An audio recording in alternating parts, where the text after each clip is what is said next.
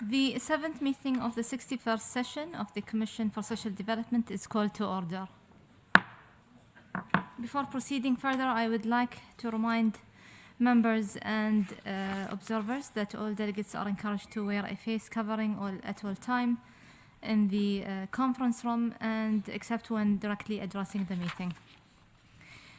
I now invite the Commission to begin its consideration of Agenda Item 3C entitled Emerging Issues Addressing the Social Impacts of Multifaceted Crises to Accelerate Recovery from the Lingering Effects of the Pandemic through the Full Implementation of the 2030 Agenda for Sustainable Development. The COVID-19 pandemic and its lingering effects have led to a reversal in human development in almost every country of the world. According to the United Nations Development Programme, the Human Development Index recently declined for the first time in the 32 years that the index has been measured. In fact, the Human Development Index, which measures a nation's health, education, and standard of living, has declined globally for 2 years in a row, reversing much of the progress towards the Sustainable Development Goals. Many countries are now recovering from the worst of the pandemic. However, other challenges such as the climate emergency and conflicts around the world are complicating the recovery. The multiple and interlinked global crises mean we are now off track towards achieving Sustainable Development Goals. We must correct course quickly. Many countries have developed policies to address the lingering effects of the COVID-19 pandemic, including using social protection programs to support vulnerable groups. Today, the Commission will identify good practices to support an inclusive recovery from the multifaceted crisis and the full implementation of the 2030 Agenda. I am now pleased to welcome the distinguished panelists of our panel discussion on emerging issues. Her Excellency Luciana Tito, Head of the Advisory Cabinet Unit of the Ministry of Foreign Affairs of the International Trade and Worship of Argentina. Ms. Elena Nicolaido, Director of the Development Cooperation Policy at the Hellenic Aid of the Ministry of Foreign Affairs of Greece. Ms. Maha Hamad Al-Atiyya, International Project Manager at the Ministry of Social Development and the Family of the State of Qatar. Mr. Anthony Mveyang, former Executive Director of the Partnership for African Social and Governance Research. And Ms. Lara Hicks, Executive Assistant and Assistant to the United Nations Representative of the UN Anima International and Executive Assistant for the United Nations NGO Committee for Social Development. I'm very pleased to welcome, of course, the moderator, Her Excellency Hanna Sarkkinen, Minister of Social Affairs and Health of Finland, Your Excellency. Before I hand over the floor, I wish to remind the panelists to keep within their allocated time limit to 15 minutes per presentation and delegations to keep within the 3-minute time limit during the interactive discussion. And I thank you in advance for your cooperation. Please, Your Excellency, you can begin. Thank you, Chair. Distinguished ministers, leaders and experts, thank you for the honor to act as a moderator in this important session. Dear friends, we are indeed living in an era of polycrisis where multiple and overlapping crises are challenging us simultaneously. No country is immune to the social impacts of this situation. However, countries are not on equal grounds. Those regions, countries and groups of people and individuals that were most vulnerable before the crisis are also the ones that will be most affected by it, thus widening inequalities between and within the countries. Many people and communities relying on precarious sources of income have lost their livelihoods due to crisis, while basic living costs are rising rapidly, pushing millions of people into poverty and extreme poverty. Countries have introduced different measures to mitigate the negative social impacts of multi-phased crises. Well-functioning institutions, including solid and flexible social protection floors, effectively strengthen resilience and mitigate negative social impacts of crises. In international comparison, Finland was fairly well prepared to face the negative social impacts of the corona disease, as well as rising inflation and energy crisis. We were well prepared thanks to our universal social protection system. This is something we wish to share with our partners in the rest of the world. Universal social protection is a system where each individual has the right to be protected, at least through a right-based, tax-funded social protection floor, and where, in addition to the floor, many people are protected also through their employment-related contributory social security. We are convinced that a universal social protection system is a solid foundation that has enabled Finland to introduce only a limited number of targeted and temporary measures to respond to the current crisis. But dear friends, these were some of our experiences from Finland, and let me now move to my role as a moderator. Today we will have the privilege to hear some of the leading experts globally, and I am very much looking forward to these discussions. Our first speaker will be Ms. Marisol Merkel from Argentina. She is President of the National Council of Coordination of Social Policies. And now, Ms. Merkel, the floor is yours.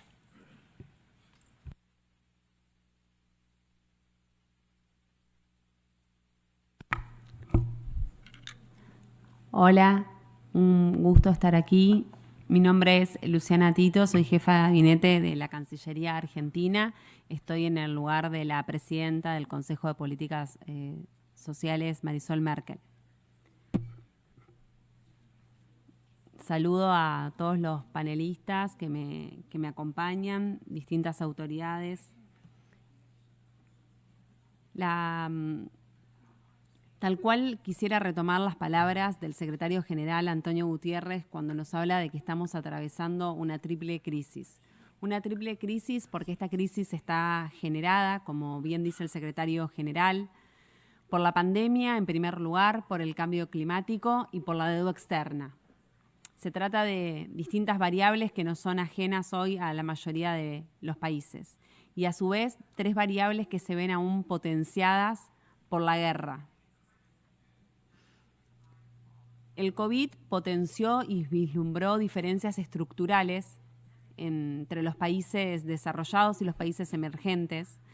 Y en nuestro caso, el primer mes que comenzábamos el gobierno, se desató el COVID. Solamente un mes de haber comenzado. En marzo del 2020 ya nos encontrábamos dictando distintas medidas para poder hacer posible el aislamiento y así cuidar a la población mientras reforzábamos nuestro sistema sanitario y podíamos comenzar a intentar adquirir las vacunas por las cuales el mundo estaba peleando.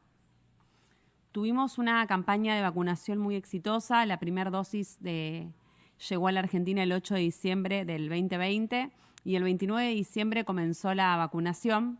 Para septiembre del 2021 el 50% de nuestra población ya tenía el esquema completo y a principios del 2022 junto con China y España éramos de los países con más de 30 millones de habitantes que teníamos mayor nivel de vacunas dadas. Llevamos adelante una campaña federal donde hubo una distribución equitativa en todas las provincias, jurisdicciones que componen nuestro país. Y resaltamos el rol del Estado en aquellos momentos donde el mercado no da respuestas, donde el mercado no llega. Ha sido el rol del Estado en la Argentina y en todos los países el que salió a buscar esas vacunas, a cuidar a la población y a cuidar el empleo, el trabajo, la producción y el sistema sanitario. La Argentina llevó adelante distintas políticas para cuidar el trabajo y para cuidar el consumo en épocas de pandemia Entre ellas puedo mencionar el ingreso familiar de emergencia, la asistencia al trabajo y a la producción, donde hubo una prohibición de despidos, exigencias de doble indemnización, donde el ingreso familiar de emergencia llegaba a aquellas personas entre 18 y 54 años que no tenían un trabajo formal y que no recibían ningún tipo de ingreso del Estado, y a su vez la asistencia al trabajo y a la producción, que asistió a miles de pymes y millones de trabajadores. En la actualidad, en esta post-pandemia, nos encontramos con programas que buscan colaborar en la creación de empleo y trabajo decente, trabajo digno. La Argentina tiene una tradición muy importante en cuanto a las cooperativas. Tenemos más de 15.000 cooperativas y 4.000 mutuales, y muchas de ellas se reconocen bajo el concepto de la economía popular. Alrededor de 5 millones de personas se desarrollan en ese sector. Quisiera contarles que Argentina lleva 23 meses consecutivos de creación de empleo, y de las 24 jurisdicciones que componen nuestro país, 18 de ellas el empleo viene creciendo o se viene manteniendo. Hoy la Argentina tiene el nivel de empleo privado más alto en los últimos 53 meses y tiene una desocupación de un 6% cuando venimos de una desocupación del 20%. Nuestra economía viene creciendo un 5% el año pasado y esperamos un 5% para este año. Por supuesto, no somos ajenos al contexto inflacionario internacional y además estamos peleando por una inflación interna estructural que tenemos mediante mecanismos de indexación. Intentamos que las actualizaciones salariales acordadas prevén cierta recuperación para recuperar el poder adquisitivo.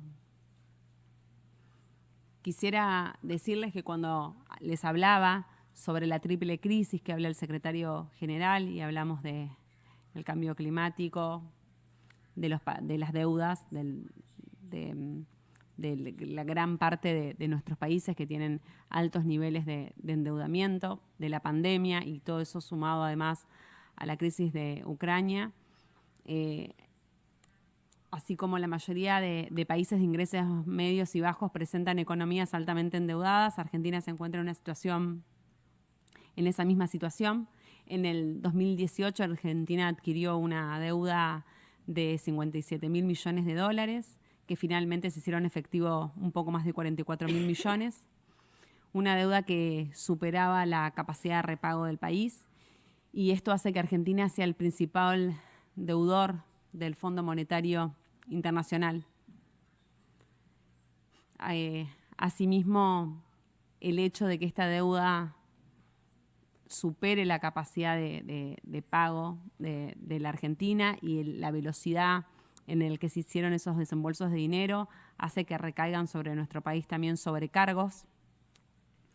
Hoy son 14 los países que tienen estos sobrecargos, estas sobretasas, y quiero decir que parece una contradicción que en un mundo que condena la guerra en términos diplomáticos, pero que no está produciendo ninguna modificación en su arquitectura financiera internacional para combatir las consecuencias. Argentina logró una exitosa refinanciación de su deuda, lo cual no nos implicó que haya reformas ni laborales ni previsionales, y que nos está permitiendo, como les comenté, poder crecer para poder pagar. Sin esta refinanciación deberíamos estar pagando este año unos 19.000 millones de dólares. Ahora, esta coyuntura también presenta algunas oportunidades. La guerra, entre otras múltiples consecuencias que ha tenido, también nos ha traído problemas y crisis en los suministros de alimentos, así como de energía. Y Argentina posee en Vaca Muerta la segunda reserva natural de gas no convencional más grande del mundo. Nuestra producción de gas, que se encuentra radicada en Vaca Muerta, abastece el 85% de la demanda interna del país y en épocas de invierno un 73%, y ahí nos vemos obligados a tener que importar gas y GNL. Pero si bien nuestro país hoy es uno de los principales importadores de GNL, junto con Chile y con Brasil, Argentina tiene la oportunidad de entrar al mercado de GNL como un exportador. Un mercado de pocos oferentes y donde muchos importan. Nosotros creemos que con la puesta en marcha que estamos llevando adelante después de décadas, un gasoducto que va a permitir que haya una importante capacidad de transporte desde este yacimiento que hace en Vaca Muerta, y que para el 2024, cuando estén instaladas, las plantas tendrá una capacidad que nos va a permitir no solo tener una soberanía en términos energéticos, sino también poder exportar. A su vez, como les decía, entre las oportunidades que tenemos, el litio, el llamado hoy oro blanco, somos el segundo país con mayor cantidad de este mineral, y hoy somos el cuarto proveedor mundial. Junto con Chile y con Bolivia tenemos el 65% de las reservas de litio, y hoy tenemos 36 proyectos de extracción, de los cuales se encuentran en distintas etapas y 2 ya se encuentran en etapa de comercialización.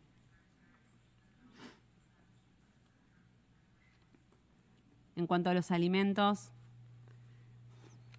y de la crisis que venimos hablando, que se da en las cadenas de suministros, desde el 2000 al 2014 en América Latina y el Caribe venía descendiendo el hambre fuertemente, y en el 2015 esta tendencia comienza a revertirse. El informe de la FAO del 2022 alerta sobre el estado de la seguridad alimentaria y de la nutrición en el mundo y nos muestra que el hambre viene en aumento. Creo que es importante ver que en una región como es América Latina y el Caribe, donde tenemos 22 millones de productores, y tenemos capacidad para alimentar a más de 1.300 millones de personas, tenemos que intentar garantizar esta seguridad alimentaria que hoy se encuentra en crisis. Debemos compartir tecnologías, prácticas agrarias de innovación para poder producir más, invertir en resiliencia, fomentar mayor nivel de transparencia y generar los stocks de alimentos necesarios. Esta triple crisis a la cual me referí cuando comencé tomando las palabras del secretario nos interpela a todos, nos desafía y nos pone a prueba y nos deja muy en claro que a los problemas comunes solo quedan afrontarlos con soluciones globales.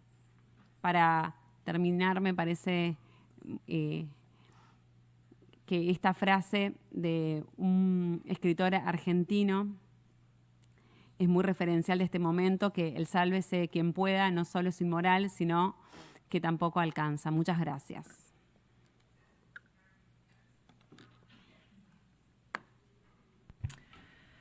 Thank you, Your Excellency, and I'm very sorry, Ms. Tito, I had an old note with the wrong name on it, but thank you for your presence and your important output. And just one comment on your important speech about the global debt crisis.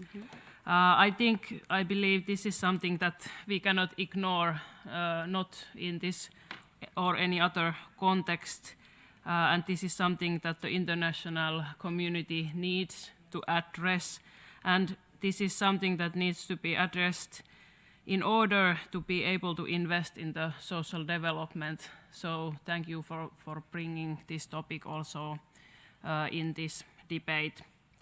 But now let me invite our second panelist, Ms. Eleni Nikolaidou of Greece. She is expert minister counselor and director in the Ministry of Foreign Affairs, Directorate of Development Cooperation Policy, also known as the Hellenic Aid. So you have the floor. Thank you, Minister.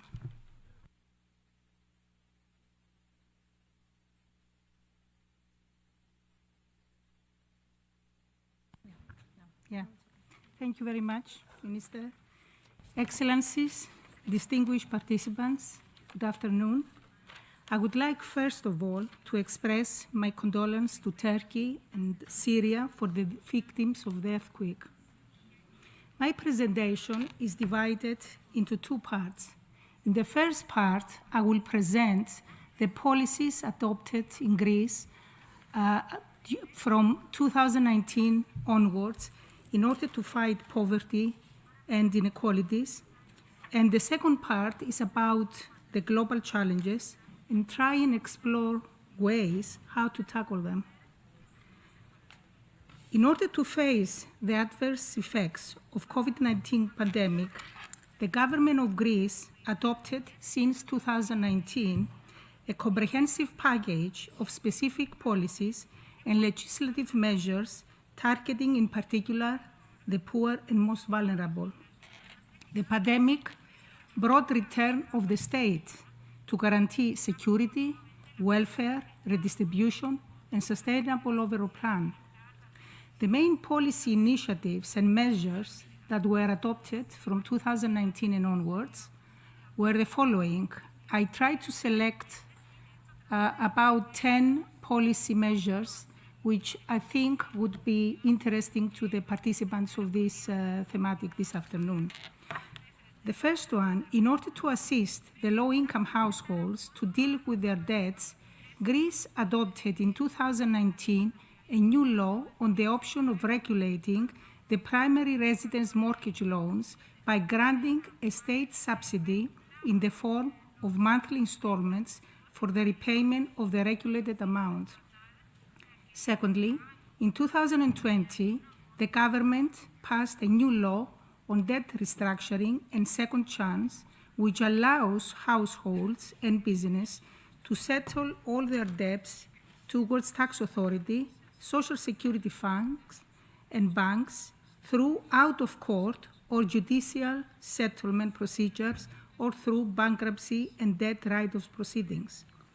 Third, a help at home program is implemented by municipalities with the primary objective to provide assistance to the elderly, the persons with disabilities, and low-income households through the provision of a wide range of services from at-home medical and nursing treatment to the supply of food and other basic necessities.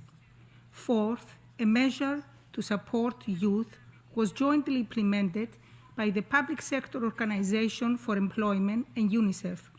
It is targeted at young people at risk, including those with migrant, refugee, or minority background, young persons with disabilities and youth with complex needs, aiming at providing them with opportunities to enhance their employability. These activities include labor market needs assessment, a digital platform aiming at facilitating the integration of services offered to these specific groups, and 3 targeted vocational training actions: intercultural mediator for young people with migrant refugee background, intercultural mediator for Roma education and social entrepreneurship. Fifth, food and meals distribution system through the Fund for European Aid to the Most Deprived contributes to achieving the specific objectives of alleviating the worst forms of poverty. This fund supports national schemes whereby food and basic material assistance are distributed to the most deprived persons through 57 social partners and accompanying measures, for example, psychological support, empowerment of social integration services to children and their families, dietary and healthy eating advice, and after-school tutoring. 6, the school meals program is funded by the state budget and is providing the meals directly to schools.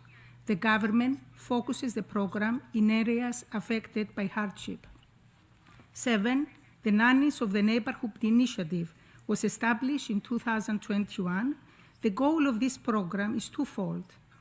On the one hand, it supports and facilitates new mothers to attain their full reintegration into the labor market, prevents loss of household income, and contributes to the continuation of their professional career. On the other hand, it aims to reduce the undeclared work of babysitters by encouraging the unemployed women to work as certified caregivers, providing them with training if needed and supporting decent wages. 8. The personal assistant for people with disabilities is a particularly important service for the promotion of independent living as well as for the avoidance of the marginalization of persons with disabilities. It involves training and registration of professional helpers who will assist those people to achieve independent living. 9. In 2019, a new governance model and an ambitious plan was in place with an aim to gradually support Greece's transition to a sustainable economic model. Greece established at central government within the General Secretariat of Coordination a comprehensive monitoring and review mechanism for measuring progress in the implementation of public policies and systematically evaluate them on the basis of high quality and quantified evidence and data. An effective governance model is an essential feature for building resilience against future shocks. 10.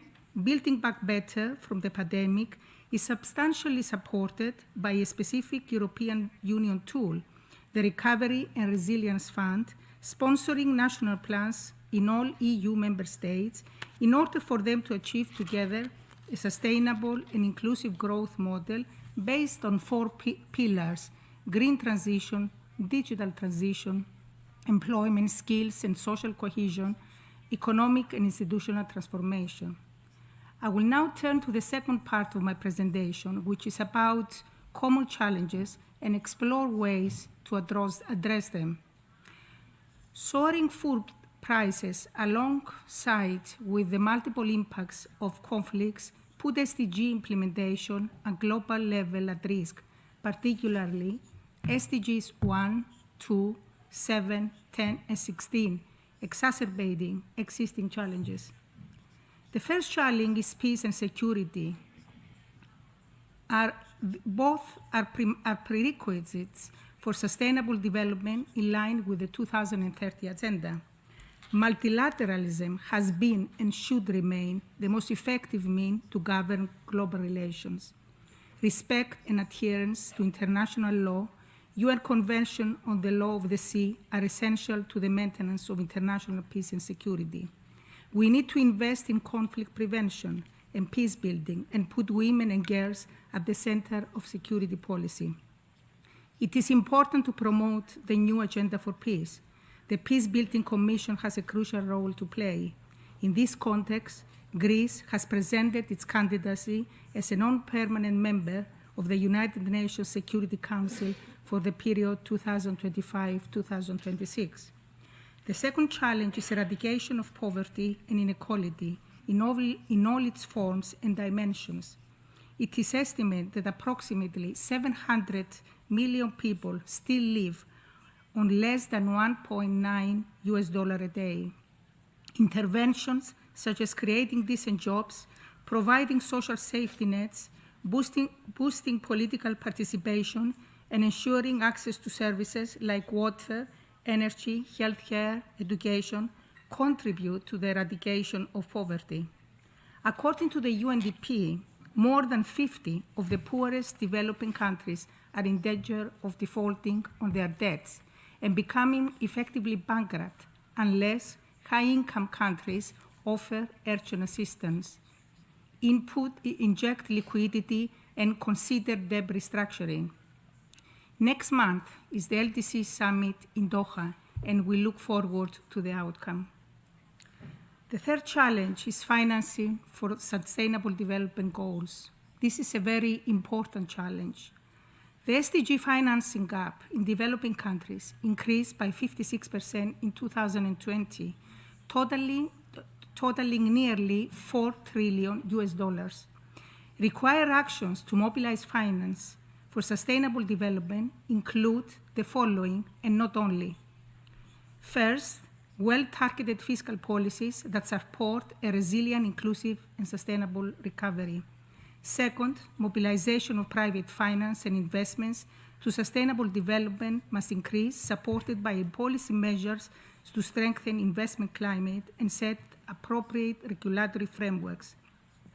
In this context, through the Global Gateway Strategy, the EU and its member states aim to boost smart, clean, and secure links in digital, energy, and transport sectors and strengthen health, education, and research systems across the world. Third one, SDG bonds can provide a source of capital for a variety of stakeholders involved in the implementation of Agenda 2030. These stakeholders include companies, governments, cities, and public and private partnerships. These have been successfully used by some Latin American and Central American countries. The external support should specifically target domestic revenue supporting medium-term revenue strategies and strengthen international tax cooperation. E, official development assistance, which is very important for many developing countries. EU and its member states remain the world's biggest provider of ODA, having increased in 2021 its collective ODA to 68.7 billion and accounting to 45% of global ODA.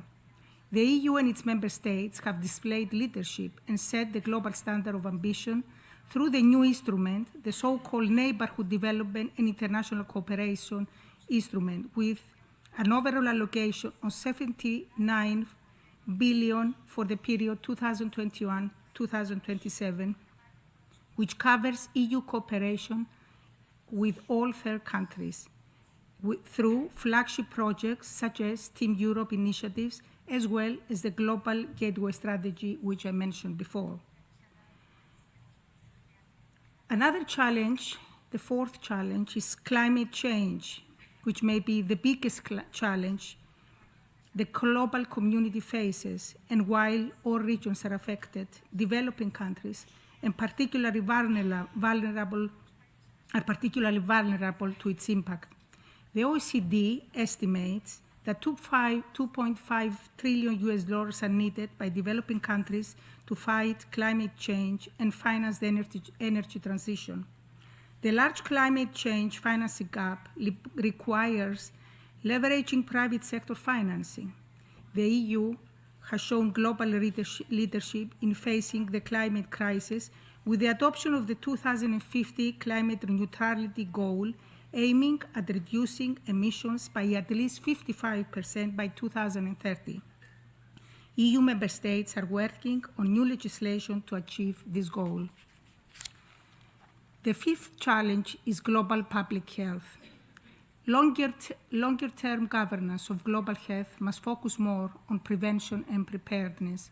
There are several areas where collective action is urgently needed. First, the independence and financing of WHO must be strengthened. Productive development and access to health technology should be accelerated in low and middle-income countries. This will require more resilient manufacturing and supply chains, including at the regional level. The sixth challenge, which is extremely important, is human rights. Human rights must be at the heart of all policies. The EU supports the implementation of the UN Secretary General's call to action for human rights and make all efforts to put human rights at the center of the UN agenda. Gender equality must be integrated into every aspect of our work.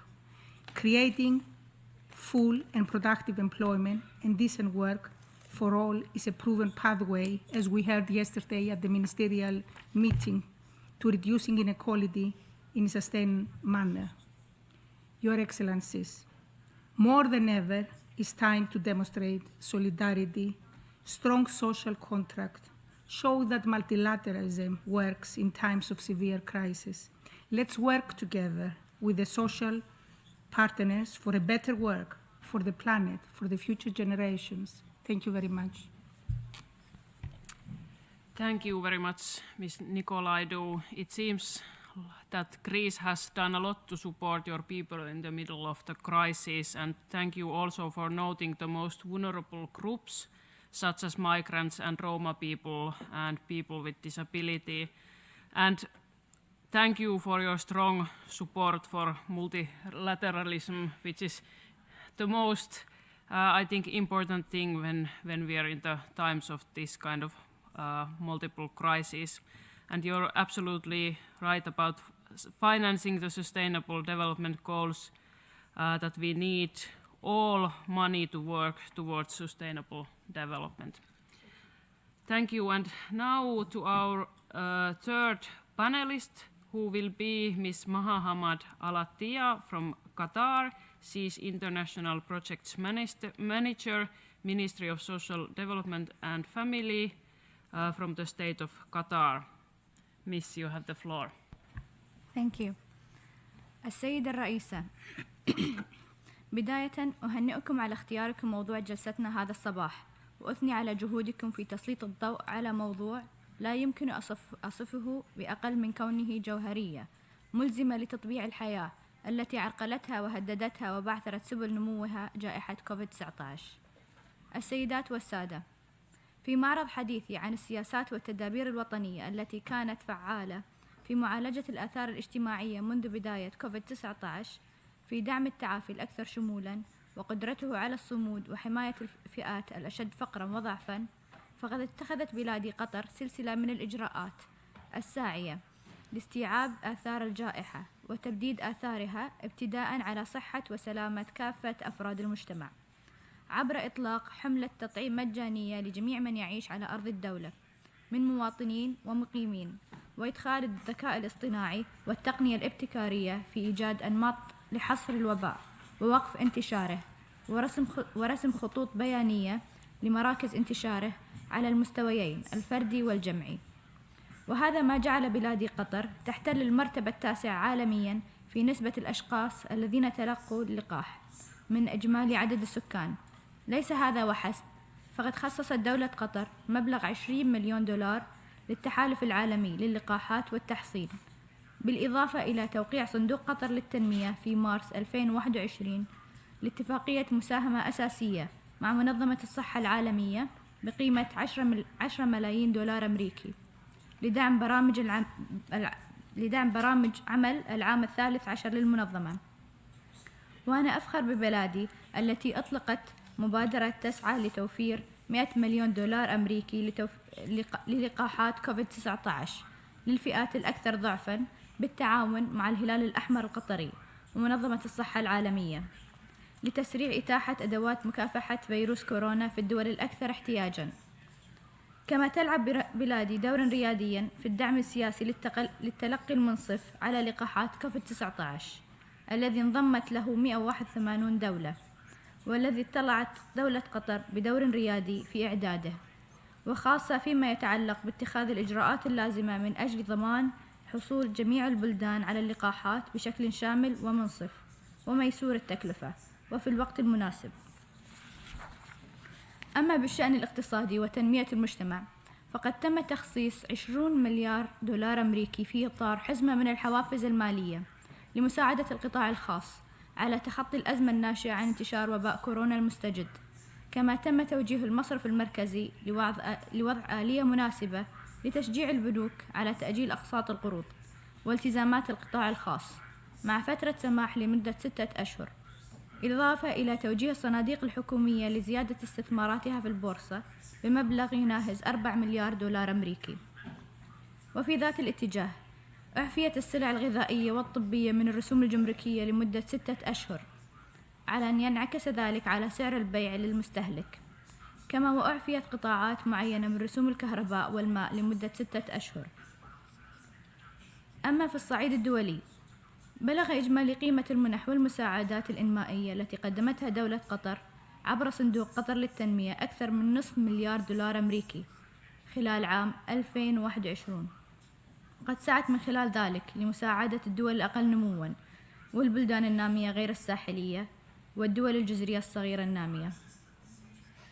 السيدات والسادة، وفيما يخص التحديات المشتركة التي تواجهها البلدان وكيف يمكن معالجة هذه التحديات من أجل العودة إلى المسار الصحيح نحو تنفيذ خطة عام 2030، تبقى النزاعات المسلحة في معظم مناطق العالم وحالة الاحتراب الداخلي مصدراً أساسي لتباطؤ مؤشرات النمو وانعكاساتها الإنسانية والبيئية، ناهيك عن الانعكاسات السلبية على حفظ حقوق الفئة الضعيفة في المجتمع. وكل ما تم ذكره يصب في إيجاد وتوسع مشكلة أخرى تكمن في توسع خلل ميزان اقتصادات المعرفة على مستوى العالم جراء هجرة العقول العلمية والمثقفة واليد العاملة الماهرة بعيداً عن أوطانها وبيئاتها المنكوبة بالتراجع التنموي.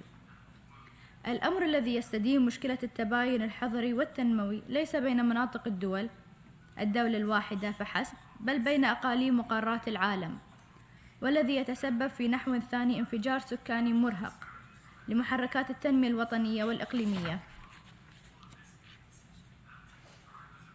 السيدات والسادة، وفي معرض تعليقي على نوع الإجراءات الجريئة المطلوبة على المستويات الوطنية والإقليمية والدولية لإعادة العالم إلى المسار الصحيح لتحقيق أهداف التنمية المستدامة، وانطلاقا من المبادئ التوجيهية للسياسة الخارجية لبلاد قطر التي تؤمن بالسلام والوساطة لفض النزاعات بالطرق السلمية وعدم التدخل بالشؤون الداخلية للدول، فإن المطلوب الآن التحرك السريع لوقف الأعمال العدائية والنزاعات المسلحة في دول العالم على أسس عادلة ومنصفة، بعدما شكلت بعداً ثالثاً معرقلاً للتنمية المستدامة بالشراكة مع الجائحة وشح الموارد التي استنفذت محركات النمو بما يعادل 15 تريليون دولار أمريكي منذ عام 2017.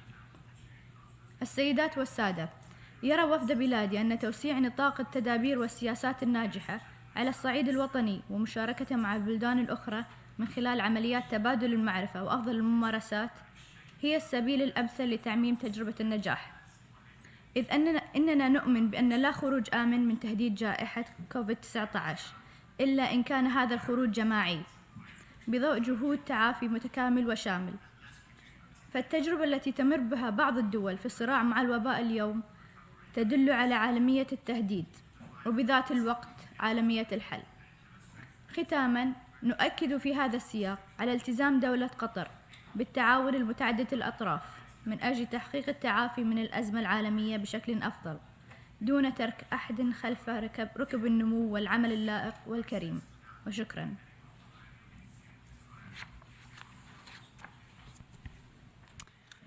Thank you very much, and thank you to the State of Qatar for your support to the global health during the crisis. And I think you are very right that wars and conflicts damage the development, so supporting peace and international law is very important when it comes also to reaching sustainable development goals and social development. But thank you, and let's move on to our next speaker, Dr. Anthony Mweyange of Tanzania. He is the former Executive Director of the Partnership for African Social and Governance Research. So the floor is yours. Thank you very much, Your Excellency Minister, my panelists. My task is very hard, very big, because I'll prepare a presentation that I want to give a walkthrough of African narrative on this conversation. What are the African experiences? And given the time that we have, I'll just give a quick rundown of what are the experiences, what other countries in the continent have been doing since the onset of the pandemic and ongoing as we speak. So I'm going to focus on basically 7 areas, which I'll try to touch on: poverty and inequality, health and well-being, food security, climate change, where I'll talk also a little bit about water, cost of living, fragility and conflict, power and energy crisis. And then I think my panelists have talked about the multilateralism, financing SDGs, and what are the bold new actions that need to be taken. So first of all, in terms of poverty and inequality, we see African continent is still lagging behind in terms of the indices for poverty and inequality. 431 million people in Africa in extreme poverty, 12 million young people enter workforce each year, but only 3 million get formal jobs, so there are quite a lot of young people. If you look at the current statistics in Africa, 1.4 billion people, 70% are young people less than 30 years who are unemployed, and then you have 60% who are below 25 years of age. So you see, youth is a really big crisis in the continent, and I know countries are struggling to figure out a way to address them. And now, in terms of the policies, there are a lot of statistics on poverty and inequality, but I want to focus on measures that have been taken by different countries to address pandemic. Cash transfer programs and schemes have been implemented rapidly across different countries in Africa, South Africa, Kenya, Ghana, just a few countries that I managed to list. There have been job creation schemes that countries have embarked on in Kenya, in South Africa, in Tanzania, Senegal, Nigeria, Rwanda, and Ghana. There have been agricultural development programs in different countries. Again, the conversation in the continent has been the opportunity of the agricultural sector to employ young people in the continent, and the agricultural sector seems to be a go-to place if Africa is to absorb the youth unemployment bulge. And then there are quite a number of also education and health initiatives that have been taken in the continent across different countries. Again, my point here is to say there are initiatives to fight against COVID and to ensure countries are remaining resilient in the continent. The second, I want to focus on health and well-being. And here I want to draw your attention to, of course, we know COVID vaccines uptake has been quite very low for several reasons in the continent. But what are the issues that Africa has actually, measures that Africa has put in place to ensure that they're able to respond to these challenges, especially on health and well-being of its citizens?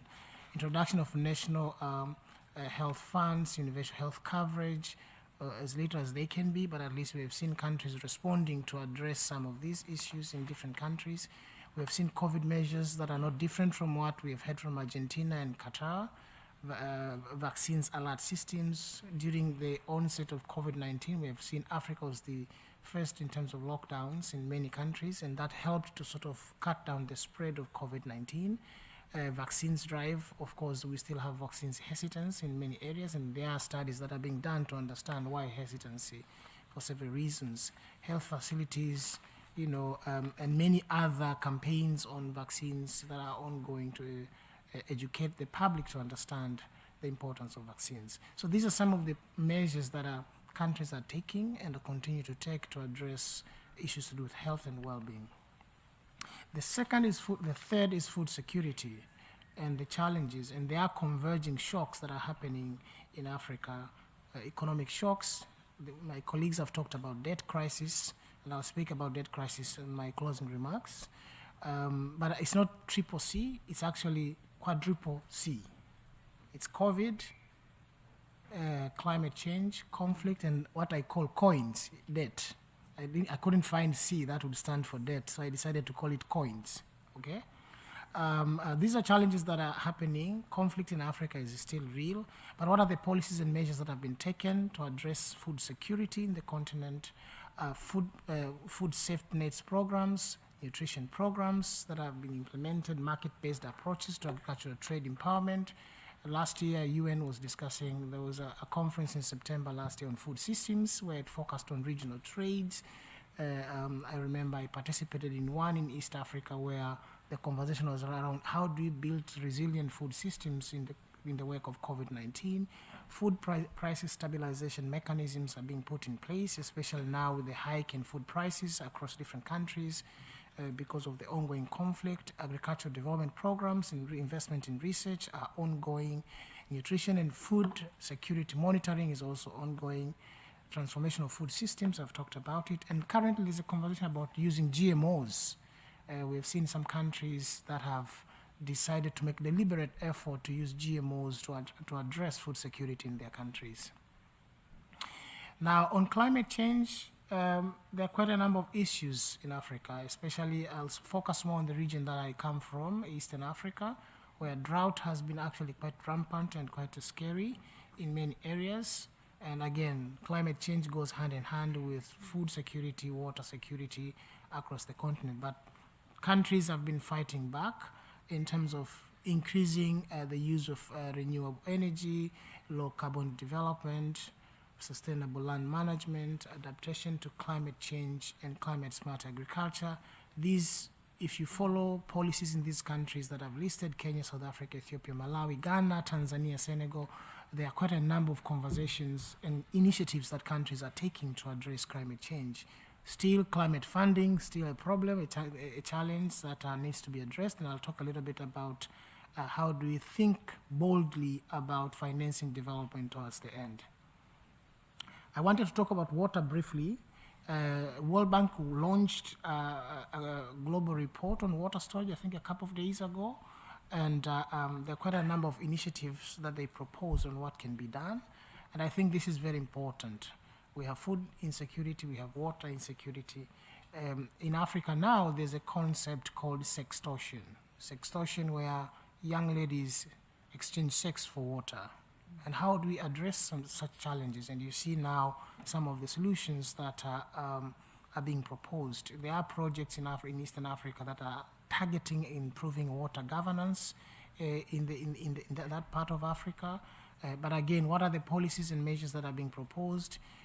Support actions to scale to build climate resilience, promote investments and solutions that incorporate management of natural infrastructure, and expand traditional water resource management mechanisms. Let me now turn to cost of living and fragility and conflict in Africa. We have seen recently mass protest in many countries in Africa because of cost of living. In fact, I remember one time I had a conversation with BBC, and I was discussing Sri Lanka and what was happening in Sri Lanka, and some people were thinking what was happening in Sri Lanka is what is likely going to happen in Africa. In some parts, yeah, we have seen some countries citizens taking things to the street because of the pressure of cost of living, but there are measures that are being taken to address this, and similar to what is happening in Greece in terms of government interventions. Governments in Africa, central banks have taken 10 measures to control inflation in many ways in different countries. There have been subsidies and social protection programs. I know countries that have really used domestic resources to subsidize and finance social protection. There have been job creation and economic diversification programs, and you can see some of the countries that are doing very well in that regard.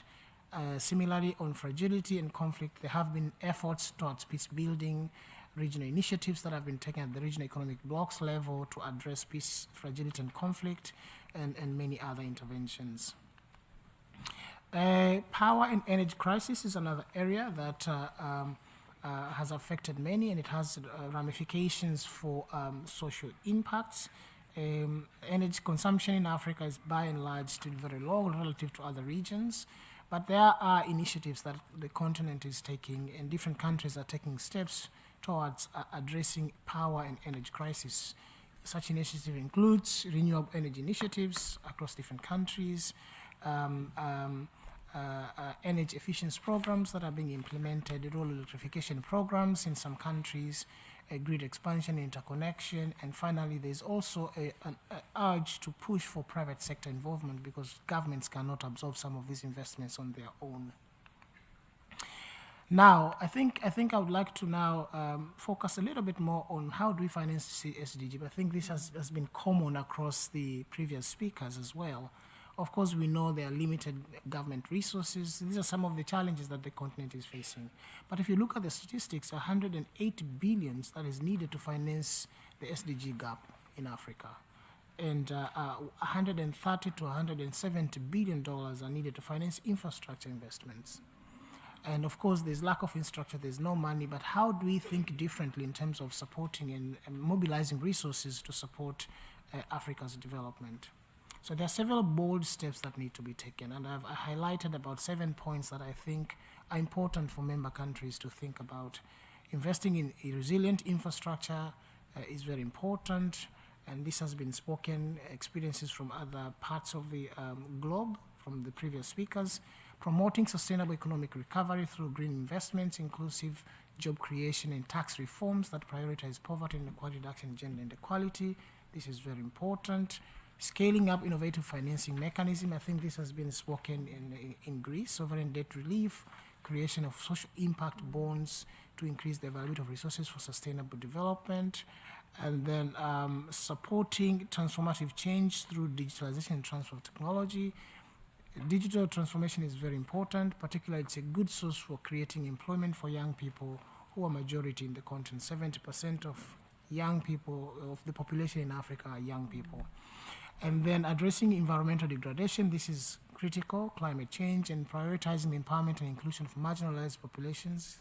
We have heard of people with disabilities being given priority, women and youth being given priority. I think this goes hand in hand with what Africa is trying to do, or rather bold steps that we need to be taken across the globe. Strengthening international cooperation, multilateralism, and how we think about it. And allow me now to be a bit radical and talk about what we call now global public investments. For the last 15 years, there has been conversation about global public goods, or rather global public bads, and things that transcend our borders, and how do we finance them? Because international public finance, somehow it's very important, but it's necessary but not sufficient. It does not fully address all the challenges that the world is facing. And the current architecture seems to have failed short in some areas. And this now calls for what we call global public investments. Now, what is global public investment? Global public investment is basically countries coming together in an equal footing or equal grounds to support and invest in things that are public goods in nature, global public goods in nature, climate change, COVID vaccines, and so on and so forth.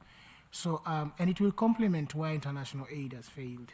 Each country would pay according to ability and receive according to need, including wealthier countries. Rich and poor countries alike would use the portion of the funds to support internationally agreed programs in the public interest.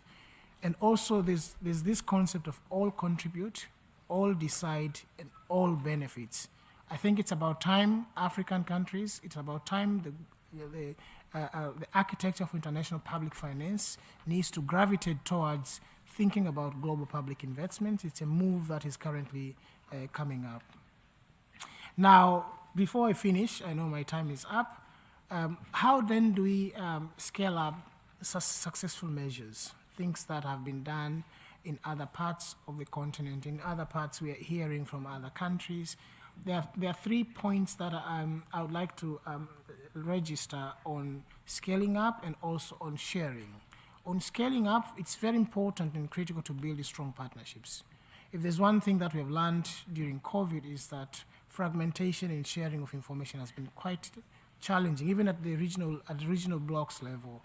So partnerships are very important. Partnership between the triangle, the state, public sector, the market, the private sector, and the society, civil society, the third development wheel. This is very important, sharing and creating synergies that would actually catapult development efforts.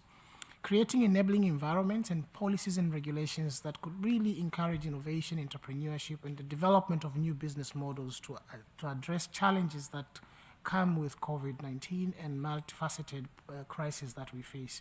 And of course, the strengthening capacity, very important.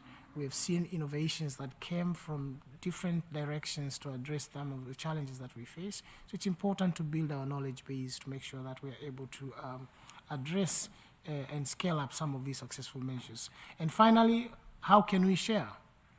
We need to have regional networks. Yeah? We need to have regional networks where we are able to share experiences. I think this has been mentioned by my previous colleagues, my previous speakers. Share experiences, knowledge, and resources, as well as mobilize political will and public support. This is very important. Developing mutual learning and sharing processes. What is working where? If we are learning from Argentina, we are learning from Greece, we are learning from Finland, how can we replicate some of these lessons in other parts of the world? This is very important also. And also, of course, promotion of exchange of good practices in different countries. There's no monopoly of knowledge. And I think our countries have so much to learn from each other. What we need is to open doors for each of us to learn and be able to share what is working and where. Thank you. Asante sana, thank you. And as you mentioned, there is a lot of young population in Africa. Of course, that is a big challenge to provide jobs and opportunities and support for them all. But it is also a huge possibility, Yes, possibility to really develop your economies and your societies. You were talking about the environmental sustainability, that it goes hand in hand with the social sustainability, and I fully agree, and I think these different conversations need to come together, also at the UN fora. It is very understandable that food security is priority for all countries and for all decision makers, and climate change is threatening the food security, and that is the strongest possible reason why we have to fight climate change and environmental degradation. But thank you for introducing the concept of global public investments. It is an interesting new concept, new at least for me, so thank you for introducing that to us. I think there is some thinking that we all need to do around that concept, and I fully agree that we need to learn from each other and share the best practices between the different countries. But thank you, and now we will turn to our last panelist today, Ms. Lara Hicks from USA. She is Assistant UN Representative from UNANIMA International, which is an NGO advocating on behalf of women and children. Ms. Lara Hicks is also the Executive Assistant for the NGO Committee for Social Development. So, Lara, the floor is yours. Madam Chair and Ambassador Althani, distinguished colleagues, delegates, and fellow panelists, thank you for the opportunity to speak to you all on the occasion of the 61st Commission for Social Development. In our capacity as a non-governmental organization with grassroots membership spanning over 85 countries, we at UNANIMA International carry with us the testimonies and stories of people suffering from the intersecting effects of the multifaceted crises that we're currently discussing.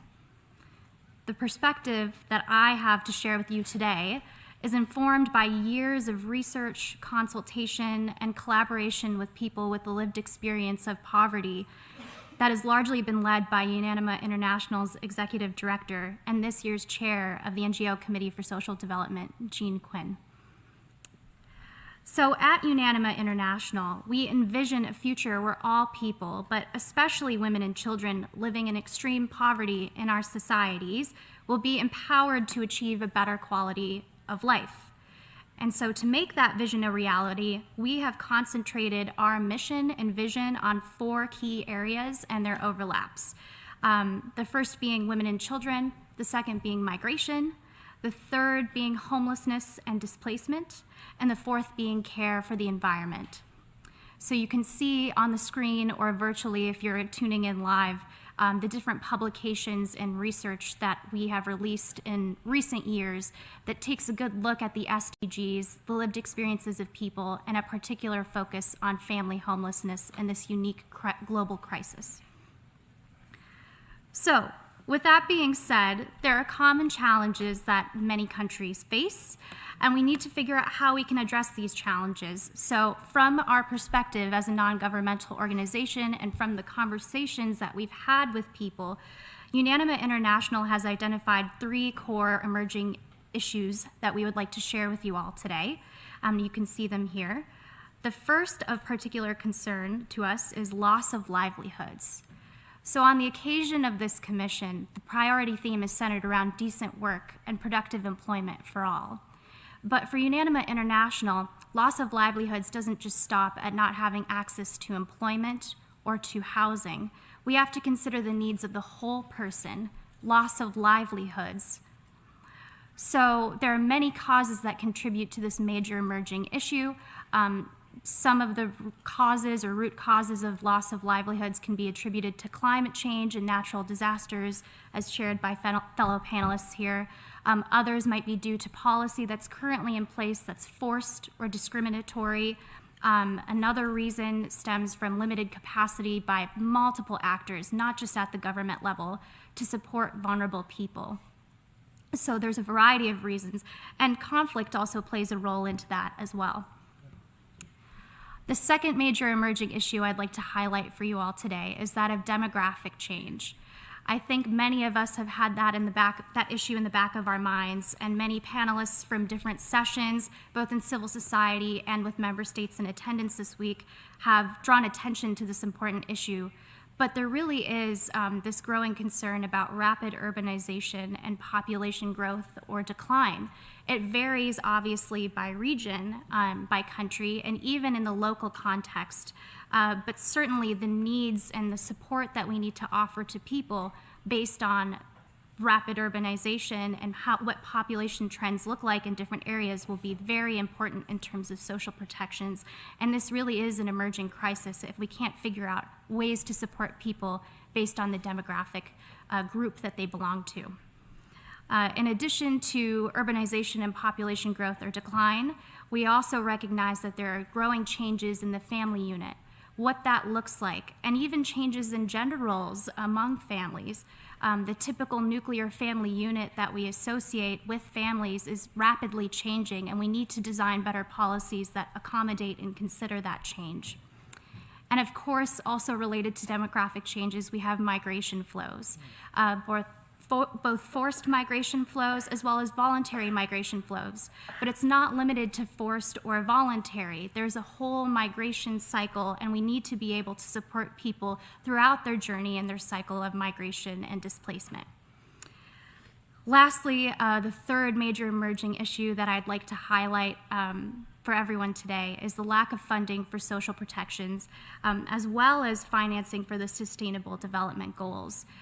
This is going to have really important repercussions on people if we don't come up with adequate financing and funding options for social protections and services. Millions of people will lose access to social protections, safety nets. This is something we need to heavily consider, and I know from the voices of older people that I've heard today, pensions and Social Security, this is a crisis that we're facing now and that needs urgent addressing. So I've highlighted for you these three different major emerging issues, or at least groupings of them. But before I move on any further, I'd like to feature a testimony that we have from one of our publications at Unanima International. So you can see the full quote here, but Brianna participated in a focus group for one of our research publications. And so she experienced homelessness as a result of poor health conditions and was forced to be outside in the brutal cold and the rain. And she said, I had no idea that homeless people go through this cycle every day. It's an ongoing cycle from one shelter to the next. And even through my homelessness, it hurt me even more seeing women there with their children homeless. It's horrible. It's really horrible. I'd just like to highlight Brianna's story for you all today. It's important to remember we're trying to design people-centered policies. It's people at the heart of what we're trying to design. And so Brianna is one of the many that whose story is often being lost in the ongoing conversations on livelihoods and loss of livelihoods. So, however, we at Unanima International are people of hope. And while the problems seem daunting and intimidating to address, we do believe they can be addressed. So I've highlighted for you a selection of different policies that we also feature in our publications that we believe can really help make substantial progress on these three major emerging issues. So as you can see, the first would be the creation of employment opportunities, as well as alternatives for those that are unemployed, marginalized, and at risk of losing their livelihoods. Part of the way we can support people that are vulnerable in terms of employment will also be formalizing the informal sector. I've heard a lot of discussion ongoing about ways that we can support people in informal work as well as informal settlements. How can we formalize that and be inclusive of people's needs? Additionally, I also have here listed the coordination of the provision of social protection policies, as well as prioritizing the global homelessness and housing crises. It really is a global issue, homelessness. It manifests in different ways, in different forms, but we're really seeing at an unprecedented scale the increase of people with lack of adequate housing, shelter, and support. Additionally, we need to relax restrictive and discriminatory migration procedures, both in terms of the legal status, citizenship, and residency component, as well as how we integrate migrants, refugees, and asylum seekers into our communities. And then lastly, I have here, we need to subsidize jobs, industries, and movements to mitigate the worsening impacts of climate change and reinforce and reaffirm the right to education for all people, especially in communities where retention enrollment rates are low. And that's education for all people, not just for young people. It's an ongoing cycle and lifelong learning. So I've identified the challenges. I've identified some of the different policies that can be helpful, that can be implemented globally to help vulnerable and marginalized people. But now I'd like to share with you some examples of initiatives and programs that are going on at the national level, both from the member state side and from the civil society side, that might give you some ideas and inspiration for how we can accelerate progress on the Sustainable Development Goals. So the first organization and good practice I would like to feature is Sophia Housing, located in Dublin, Ireland. Sophia Housing has a really unique model supporting homeless and displaced people through a needs-based approach. Sophia Housing provides services for families, for couples, and for individuals alike, and that support varies in terms of different levels depending on the needs of the people that reside in Sophia Housing housing units. Some of these specialized projects focus on profound levels of social exclusion and trauma that people endure when they suffer from the ongoing cycle of homelessness. What's really interesting about Sophia Housing's model, too, is its innovation. Sophia Housing has taken properties in various Irish cities and converted them into housing units for people. But the support doesn't end at the shelter and the housing. There are other services provided that are shared with the local communities as well. And these include childcare, counseling, therapy, employment opportunities, and any other assistance. And lastly, Sophia Housing also focuses on prevention measures, because it's not enough to just accompany people on their journey from a traumatic experience such as homelessness. We need to prevent people from entering into the cycles in the first place. Through prevention, we can prevent these emerging crises from materializing any further. So tenancy support services are a key early intervention of Sophia Housing's work, assisting people before they enter the debilitating cycle of homelessness.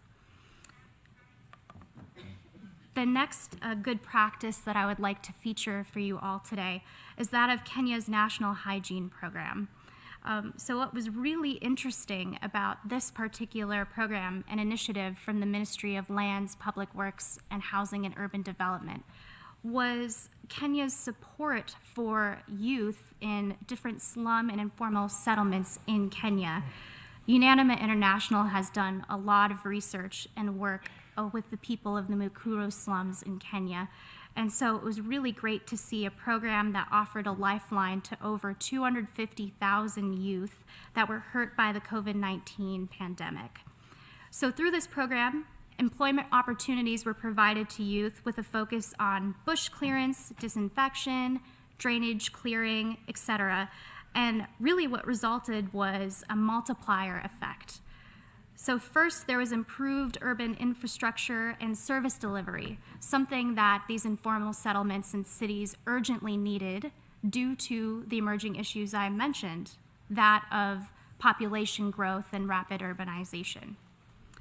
In addition to the improvements in infrastructure, we saw higher employment rates for youth, as well as a notable reduction in crime and drug abuse cases, and an overall improved cleanliness and a better quality of life for vulnerable people in Kenya.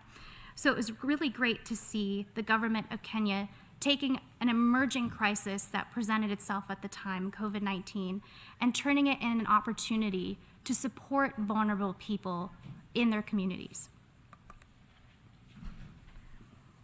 So I'm sure you're thinking, if this is so successful, how can we scale up these policies that you've mentioned here today, Laura? Well, there are a couple points that I would like to make in terms of scaling. First, I'd like you all to consider the role of civil society and how important of a partner we can be in scaling policies and initiatives. As I had mentioned previously, Unanima International is a non-governmental organization with reach in over 85 countries. And we have good working relationships with local communities, and we work directly with people on the ground, carrying their concerns and their voices to places of power like the United Nations. So we also have the opportunity to be an important convener in this scaling work. We can bridge the relationships between national governments and their people, and I believe that we can really importantly scale these different projects and implement them in more effective ways if we do so together. So something else I'd like to highlight about the two examples that I gave you from Kenya and Sophia Housing was that, importantly, they sought to take advantage of different challenges that we've seen and turn them around into solutions.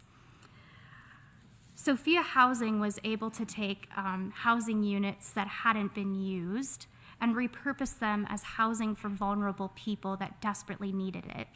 And Kenya was able to take this housing program and this hygiene program and facilitate job creation for youth that really needed it.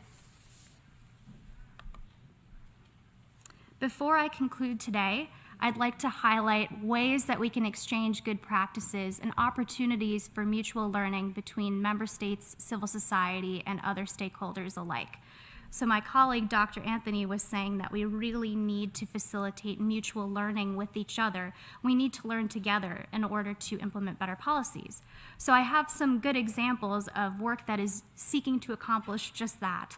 The first is Praxis Bonum, which is a global database that provides searchable repository of good practices for a number of stakeholders. I highly encourage you to check it out.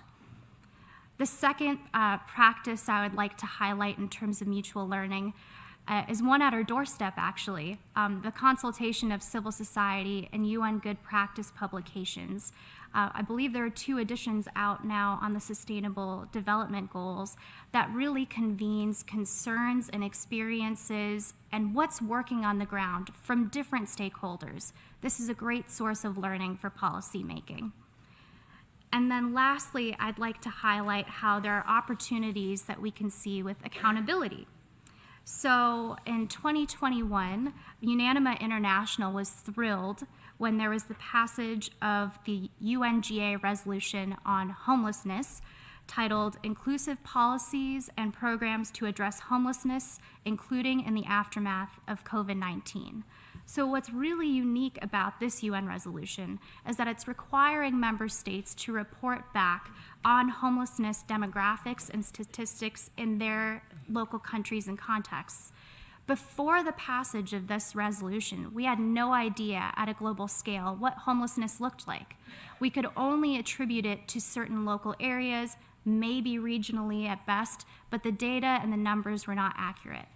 Through the passage of this resolution, this will give us a great opportunity to learn from each other and to exchange good practices as well as data on how homeless people are experiencing their cycle of homelessness in different contexts.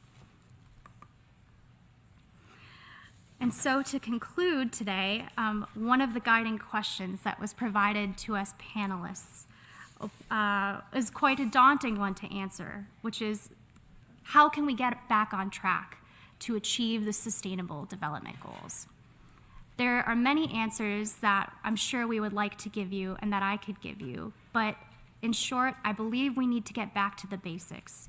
We need to listen to the UN Secretary General's call for a new social contract and consider the role that distributing public goods to people and public services will play in terms of accelerating sustainable development.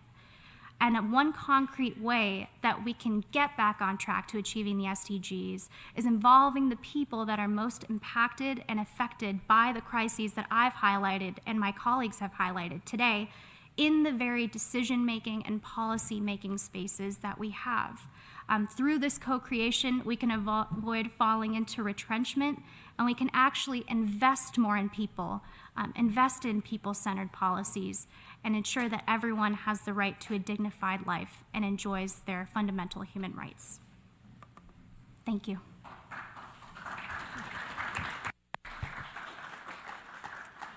Thank you very much, Lara. I think the applause were well deserved. And I think during the pandemic, we all noticed and remembered how important home is and how important the right to have a home is. My own country, Finland, has a very good example that shows that it is possible to fight homelessness. We have been able to reduce homelessness in Finland by following the Home First policy nationally and also at local level. So our policy is about providing home first to all people and then helping them with other problems, because many times there are other issues that need to be addressed also, not only the lack of homes. And now we have been able to reduce homelessness, and now we are in the way of eradicating homelessness. That is our goal, and that has to be the goal of every country of the world. Not only to reduce, but to eradicate. But thank you for raising the question of migrants and their well-being and their integration. I think that is something that we need to do better in most of the countries.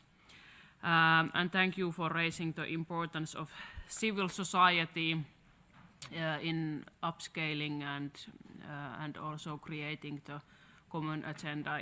In Finland, I think the civil society NGOs have a so big role in the development of the whole society during the history, but also in the recent days. So thank you for raising that up as well.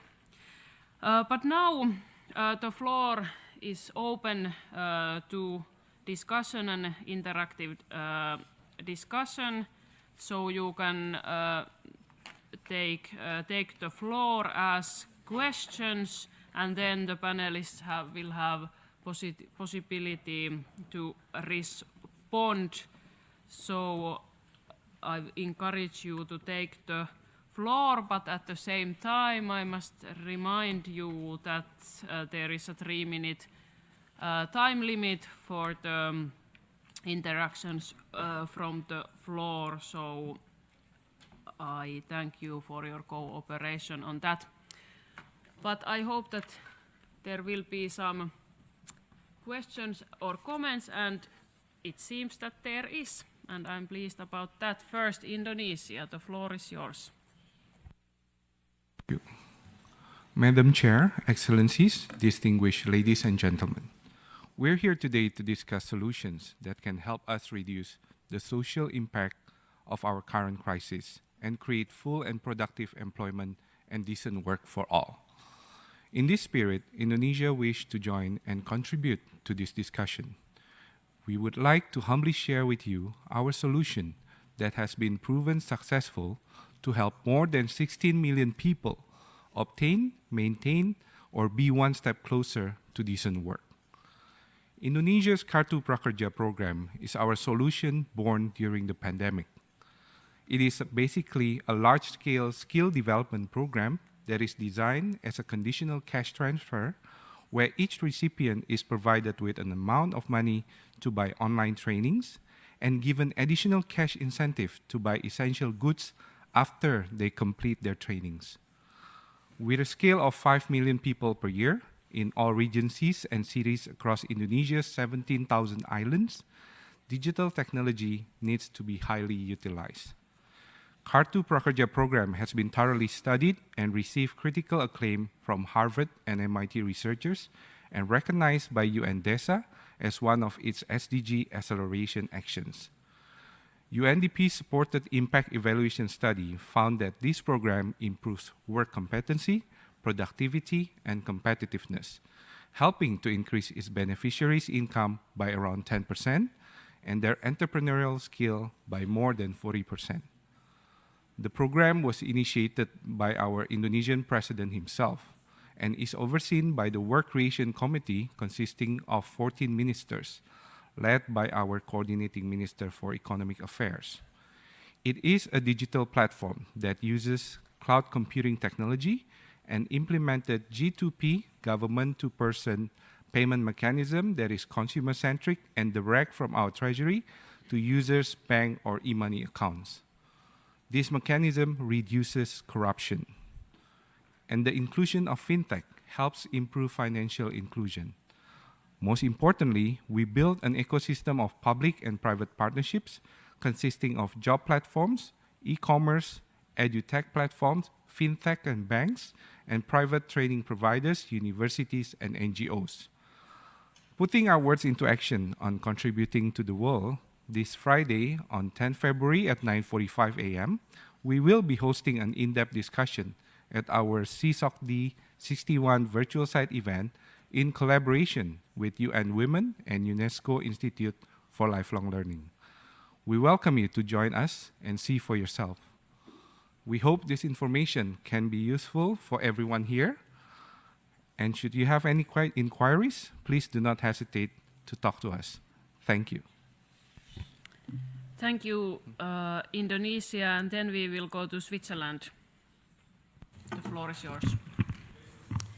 Madame la Présidente, j'ai le plaisir de prendre la parole en tant que jeune déléguée suisse auprès des Nations Unies.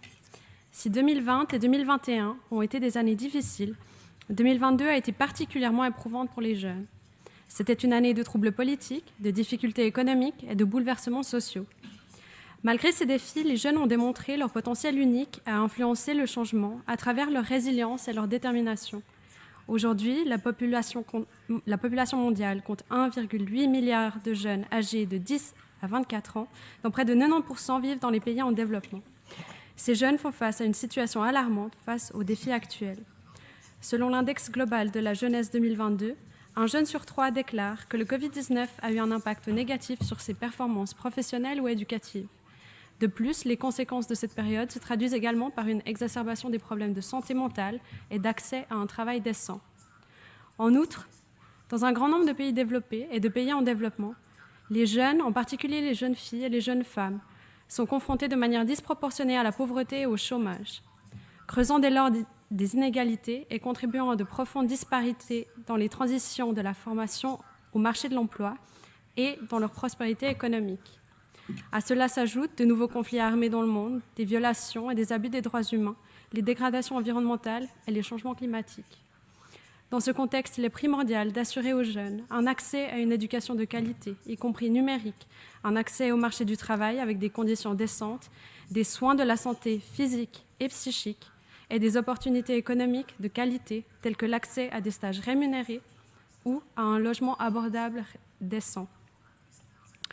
Il est indispensable de renforcer la participation des jeunes dans le processus décisionnel et de leur donner les ressources et un espace de participation civique et politique nécessaire pour façonner notre futur. Tant de défis ne pourront être relevés qu'avec le soutien, la collaboration et une solidarité entre générations et communautés du monde entier. Aux Nations Unies, nous savons que le rôle des jeunes est crucial au développement durable pour la promotion de la paix et la sécurité, ainsi que des droits humains. À cet égard, nous saluons la création récente du Bureau de la jeunesse aux Nations Unies et soutenons le développement de ces efforts. En définitive, nous les jeunes faisons partie intégrante des efforts de développement. Il est essentiel d'investir également dans l'éducation en lien avec les objectifs de développement durable. Nous devons travailler ensemble pour nous assurer d'avoir une voix forte dans les années à venir et de pouvoir participer à la prise de décision. Si nous faisons cela, nous pouvons offrir un avenir meilleur à la jeunesse du monde. Je vous remercie. Thank you, distinguished representative of Switzerland, and thank you for bringing the voice of the youth also to this discussion. And let me next go to the distinguished representative of China. Welcome. 谢谢主席女士。首先我仅代表中国代表团，向遭受地震灾害的土耳其和叙利亚政府和人民表示诚挚的慰问。当前多重危机交织叠加，严重阻碍了2030年可持续发展议程的落实。针对疫后复苏和社会发展，中方愿分享以下几点经验。第一，推动实现包容普惠的复苏，要注重发展的公平性，把公平公正贯穿于发展的全过程，保障人民平等参与、平等发展的权利。要注重化解发展不均衡、不充分的问题，防止两极分化，有效消除区域发展差距和收入分配差距。要完善公共服务政策制度体系，在教育、医疗、养老、住房等人民群众最关心的领域，精准提供基本公共服务。二，推动实现可持续的复苏。数字互联互通和绿色转型对实现可持续复苏至关重要。要加强数字社会、数字政府建设，提升公共服务、社会治理等数字化、智能化水平，推动人工智能等数字技术为教育、医疗、养老等行业赋能。要推动经济社会发展方式绿色转型，倡导绿色消费，形成绿色低碳的生产和生活方式。第三，推动实现有韧性的复苏。社会保障制度是人民生活的安全网和社会运行的稳定器，要建立健全、符合本国国情、不超越发展阶段的社会保障制度。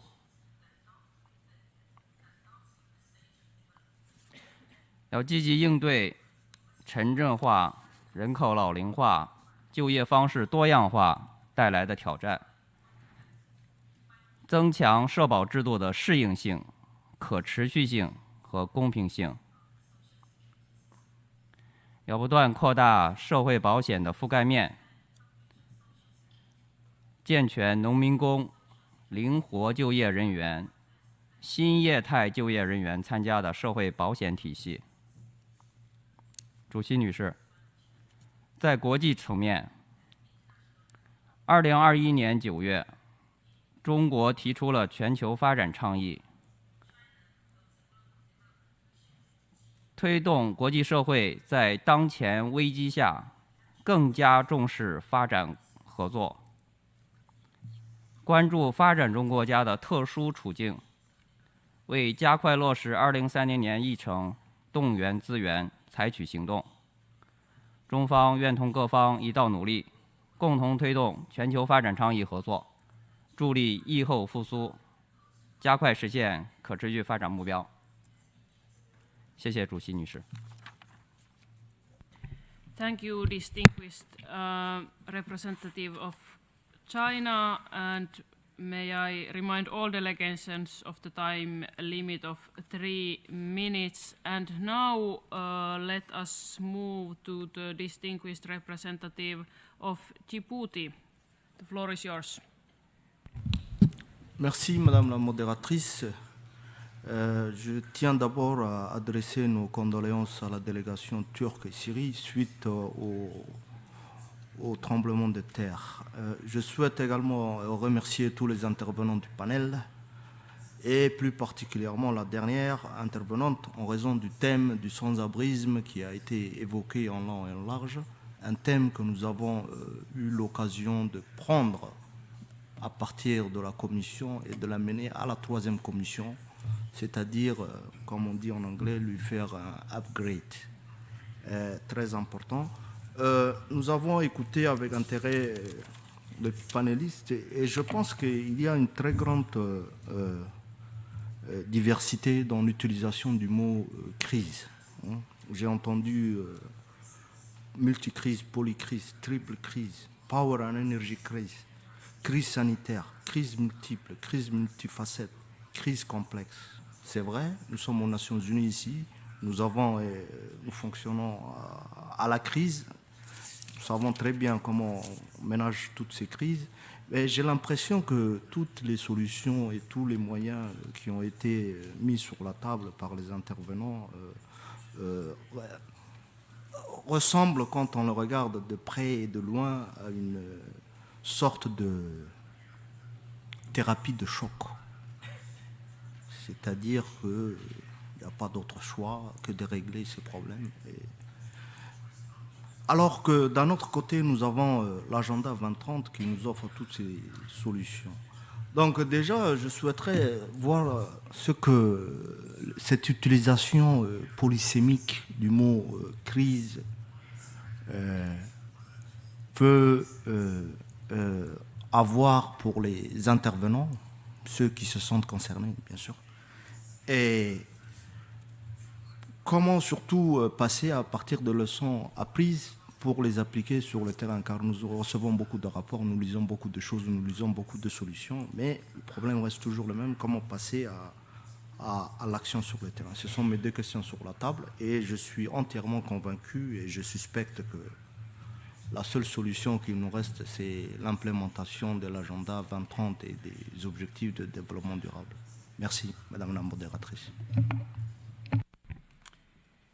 Thank you, distinguished representative, for posing that question for the panelists who will soon have the possibility to reply to all comments and questions and to give their final statements at the same time, so you can get ready for that. But first we have a few statements from the floor, so let me next move on to the distinguished representative of Azerbaijan. The floor is yours. Thank you, dear Madam Moderator. I am also grateful to you, distinguished chair and distinguished panelists, for their valuable views and interesting presentation from diverse geographies and perspectives.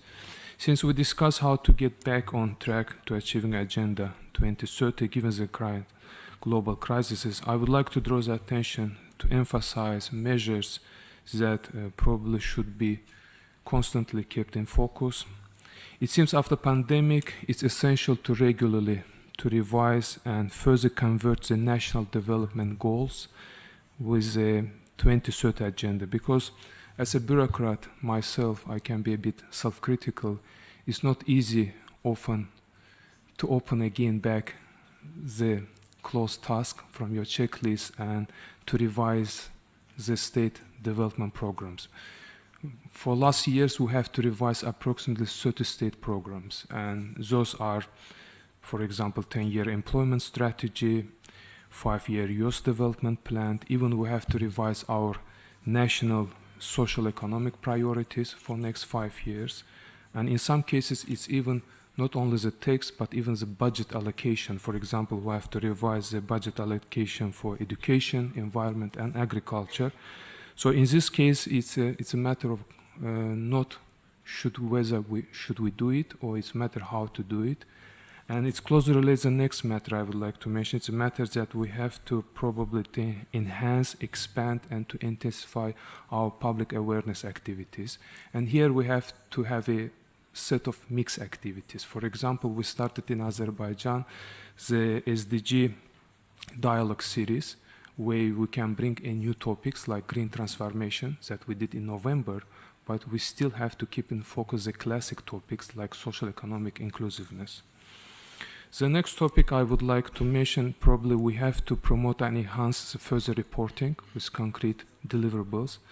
Azerbaijan managed to deliver the third national review report, and we're already working on delivering the fourth report in 2024. But here it's very important, as some panelists mentioned, particularly Dr. Anthony Mvuyanga mentioned about financing and resources, because any successful plan and robust report require resources. And for that, we managed to design a special national integrated financing framework with the 16 UN offices in Azerbaijan. Within that, we see now that there's also a need for SDG investment mapping because we still have some financing gap. So I believe that with such bold, cohesive, integrated efforts by all respective stakeholders, we still can achieve SDG goals by 2030. And thank you for your attention. Thank you very much, distinguished representative of Azerbaijan, and we will now move on to the representative of the European Union. The floor is yours. Thank you, Madam Moderator.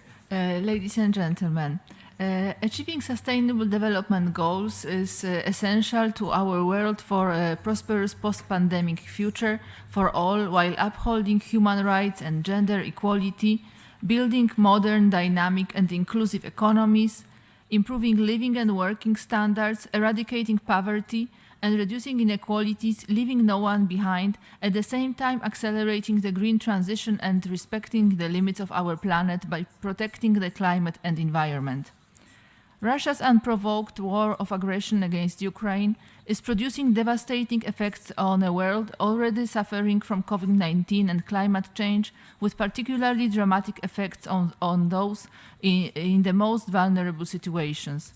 Countries that have been struggling to recover from the pandemic and to make progress towards SDGs now face further challenges, looming global crisis in food, energy and finance. The crisis exacerbates pre-existing inequalities such as energy and transport poverty, as well as affordable access to healthy and sustainable food. In taking this into account, I would like to ask two questions to the panelists.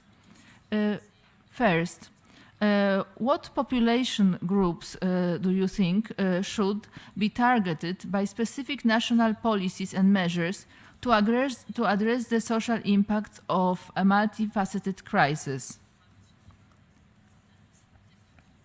And the question number two, how do you see the role of the private sector, trade unions, civil society and citizens in getting back on track from the pandemic towards the full implementation of the 2030 agenda? Thank you. Thank you very much, distinguished representative of European Union. And the next one is the distinguished representative of Zimbabwe. The floor is yours.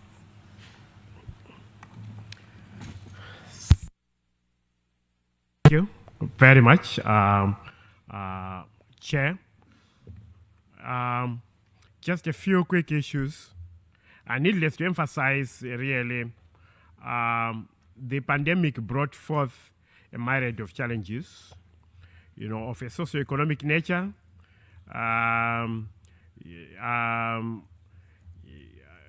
issues of, inadequacies of social protection programs, gender-based violence, the inherent divide in our communities, spatial divide between rural and urban in terms of even livelihoods. And those experiences then cascaded to the levels of poverty, that may not have been, addressed, within those more or less two separate economies.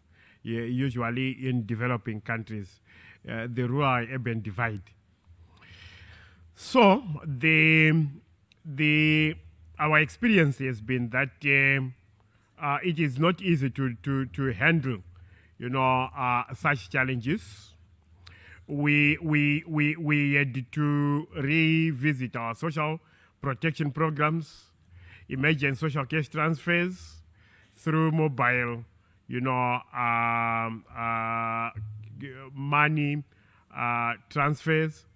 We had to, unfortunately, remap, our, poverty hotspots, which particularly in rural areas, was not very easy.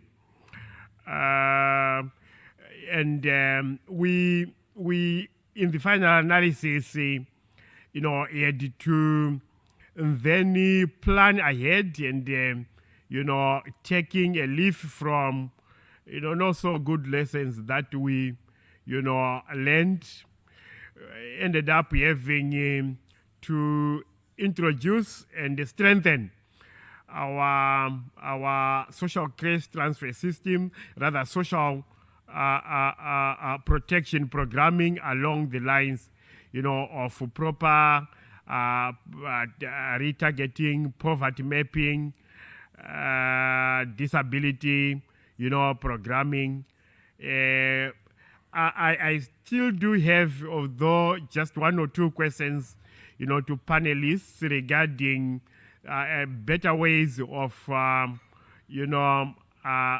effectively, providing for, social services for the most vulnerable, in the midst of a crisis. The question is, at a practical level, how do you make social protection programs shock responsive in order to, mitigate against such adversities? Another of the questions, particularly, of course, entirely dependent upon, the spatial disparities, endemic in most third world countries of the rural and urban divide. We learned, the hard way that there is nothing that is as difficult as social protection, targeting in urban environments, where poverty mapping, it may not be as easy as we had anticipated. How best can countries in such situations go about it? Thank you.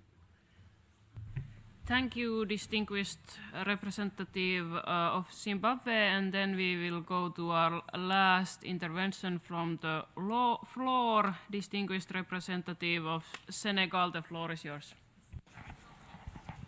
Je vous remercie, Madame la Présidente. Je voudrais également, au nom de la délégation sénégalaise, présenter nos condoléances au peuple frère de Turquie et de Syrie. Je voudrais également féliciter toutes les interventions, les panélistes et même la qualité du panel qui a permis de voir les bonnes pratiques au niveau des États, des ONG, du milieu académique, et saluer également la voix des enfants à travers la représentante des jeunes de la Suisse. Je voudrais signaler notre satisfaction par rapport à des notions majeures comme les biens publics mondiaux et les recherches également sur les ressources hydriques. Je voudrais à ce niveau rebondir pour demander à l'expert qu'à ce niveau-là, et ça interpelle toute la Commission, il y a un défi de financement de ces biens publics qui nécessite beaucoup de ressources pour véritablement assurer leur implémentation. Mais il se pose également un problème de statut juridique. Quelle nature pourrons-nous donner à ces biens? Et au-delà du statut, quelle perspective pour assurer véritablement peut-être une base légale pour permettre d'asseoir leur implémentation? Le deuxième point de satisfaction, c'est par rapport à Inanimo. Je salue véritablement à travers elle l'action majeure des ONG à côté des États. Et je note les bonnes pratiques comme Sophia Housing. Et d'ailleurs, à ce niveau, récemment au Sénégal, le gouvernement, sous l'égide du ministère de la Justice, a lancé une forte initiative appelée Kriyaay Jambar, donc la maison destinée aux femmes braves, notamment les femmes domestiques, qui ne sont pas totalement des sans-abri, mais qui fréquentent souvent la rue à la recherche d'emploi. Et à travers ces Kriyaay Jambar, ils peuvent rechercher de l'emploi, mais bénéficier également de sessions de formation, de renforcement de capacités et de financement. Relativement à ces expériences, je pense que nous avons un défi énorme de capitalisation, de diffusion des bonnes pratiques. et quel est votre schéma pour le passage à l'échelle par rapport à de telles initiatives? Et vous êtes dans plus de 85 pays. Quelle est votre présence en Afrique, éventuellement pour renforcer la collaboration? Je vous remercie.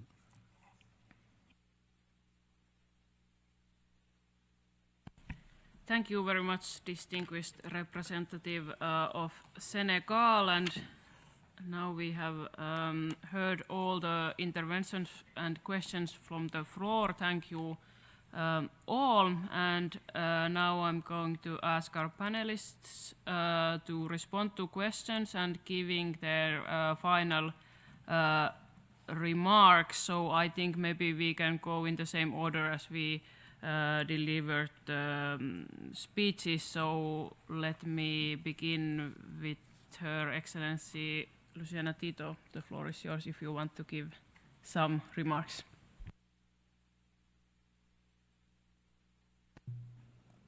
Muchas gracias por la palabra. Bueno, gracias a todos por sus intervenciones. Creo que podemos decir, escuchando las distintas experiencias, que todos los países aquí presentes hemos utilizado una gran cantidad de políticas públicas y de herramientas estatales para hacer frente a la pandemia y luego para la recuperación de los efectos que ésta han dejado en cada uno de estos lugares. Resaltar en este sentido el valor del Estado en las distintas políticas públicas que se llevaron adelante, y también el valor del multilateralismo, porque creo que esta situación deja en claro y vislumbra de que es necesaria la cooperación internacional y fortalecer las relaciones entre los países para combatir las consecuencias de la pandemia, para combatir las consecuencias del cambio climático, para combatir las consecuencias de los problemas que hacen a las faltas en los suministros de las cadenas, tanto de energía o también ante las problemáticas que tenemos como son la seguridad alimentaria. Así que valoro esta instancia, me enriquecen sus comentarios, saber las herramientas y las políticas que cada uno de ustedes utilizó. Y en este sentido, como bien decía, creo que el rol del Estado y el multilateralismo es lo que hoy debemos poner en valor. Gracias.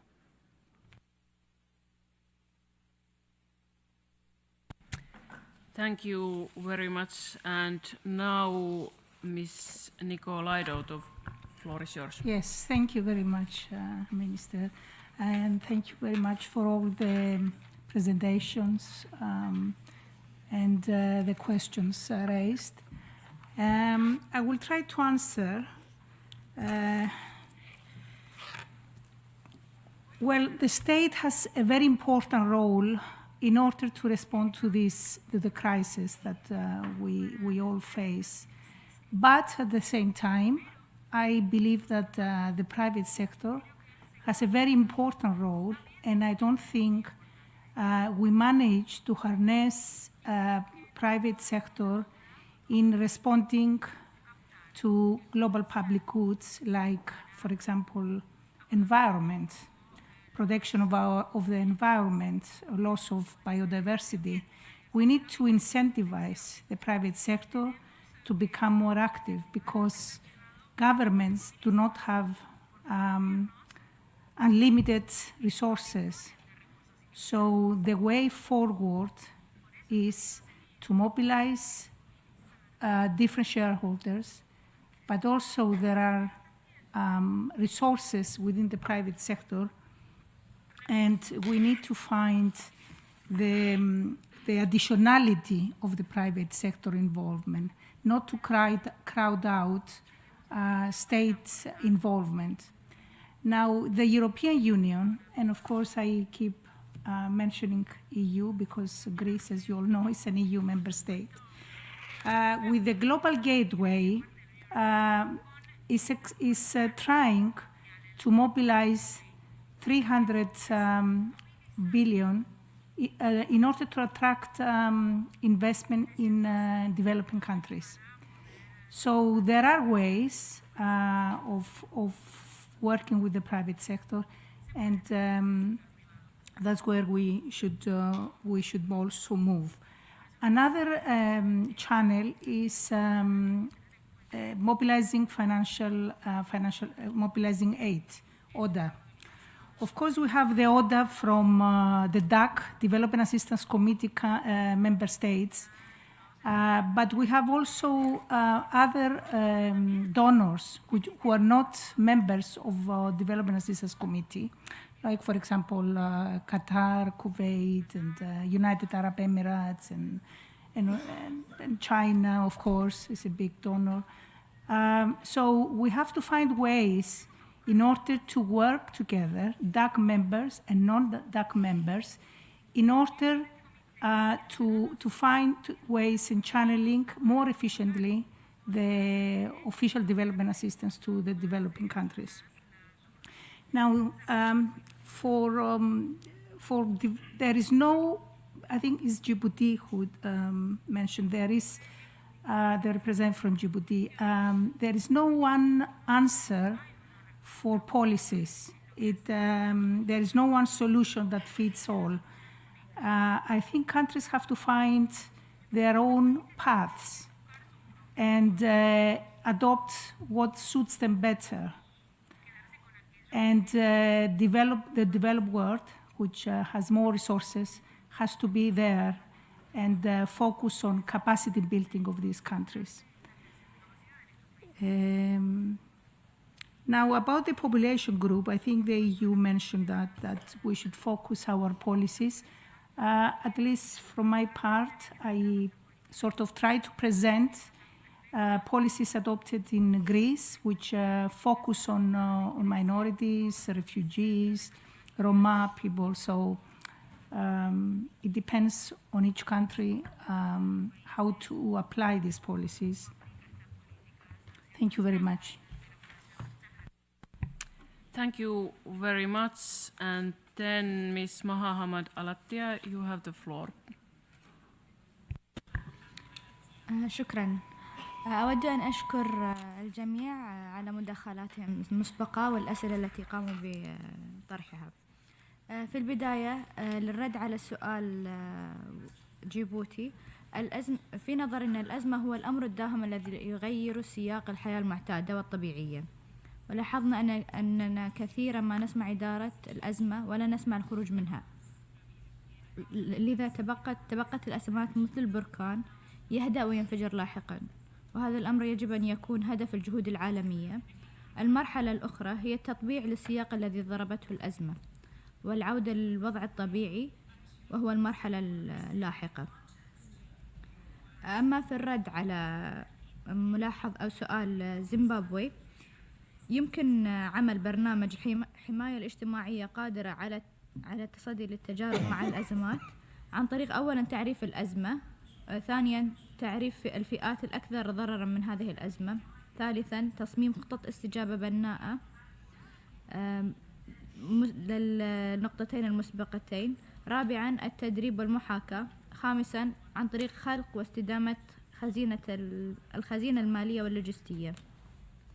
أما في الرد على السؤال الذي يختص بموضوع القطاع الخاص، ما قامت به دولة قطر مع القطاع الخاص هو مثال ناجح لاستدامة الاقتصاد والحفاظ عليه عند الأزمات، حيث قامت كما قلت سابقا بتخصيص 20 مليار دولار أمريكي في إطار حزمة من الحوافز المالية لمساعدة القطاع الخاص، وتم توجيه المصرف المركزي لوضع آلية مناسبة لتشجيع البنوك. تم تأجيل أقساط القروض والتزامات القطاع الخاص مع فترة سماح لمدة 3 أشهر، وتم توجيه الصناديق الحكومية لزيادة استثماراتها في البورصة بمبلغ يناهز 4 مليار دولار أمريكي. فكل هذه الأمور التي قامت بها دولة قطر ساعدت في الحفاظ على استدامة القطاع الخاص لدى الدولة. وشكرا.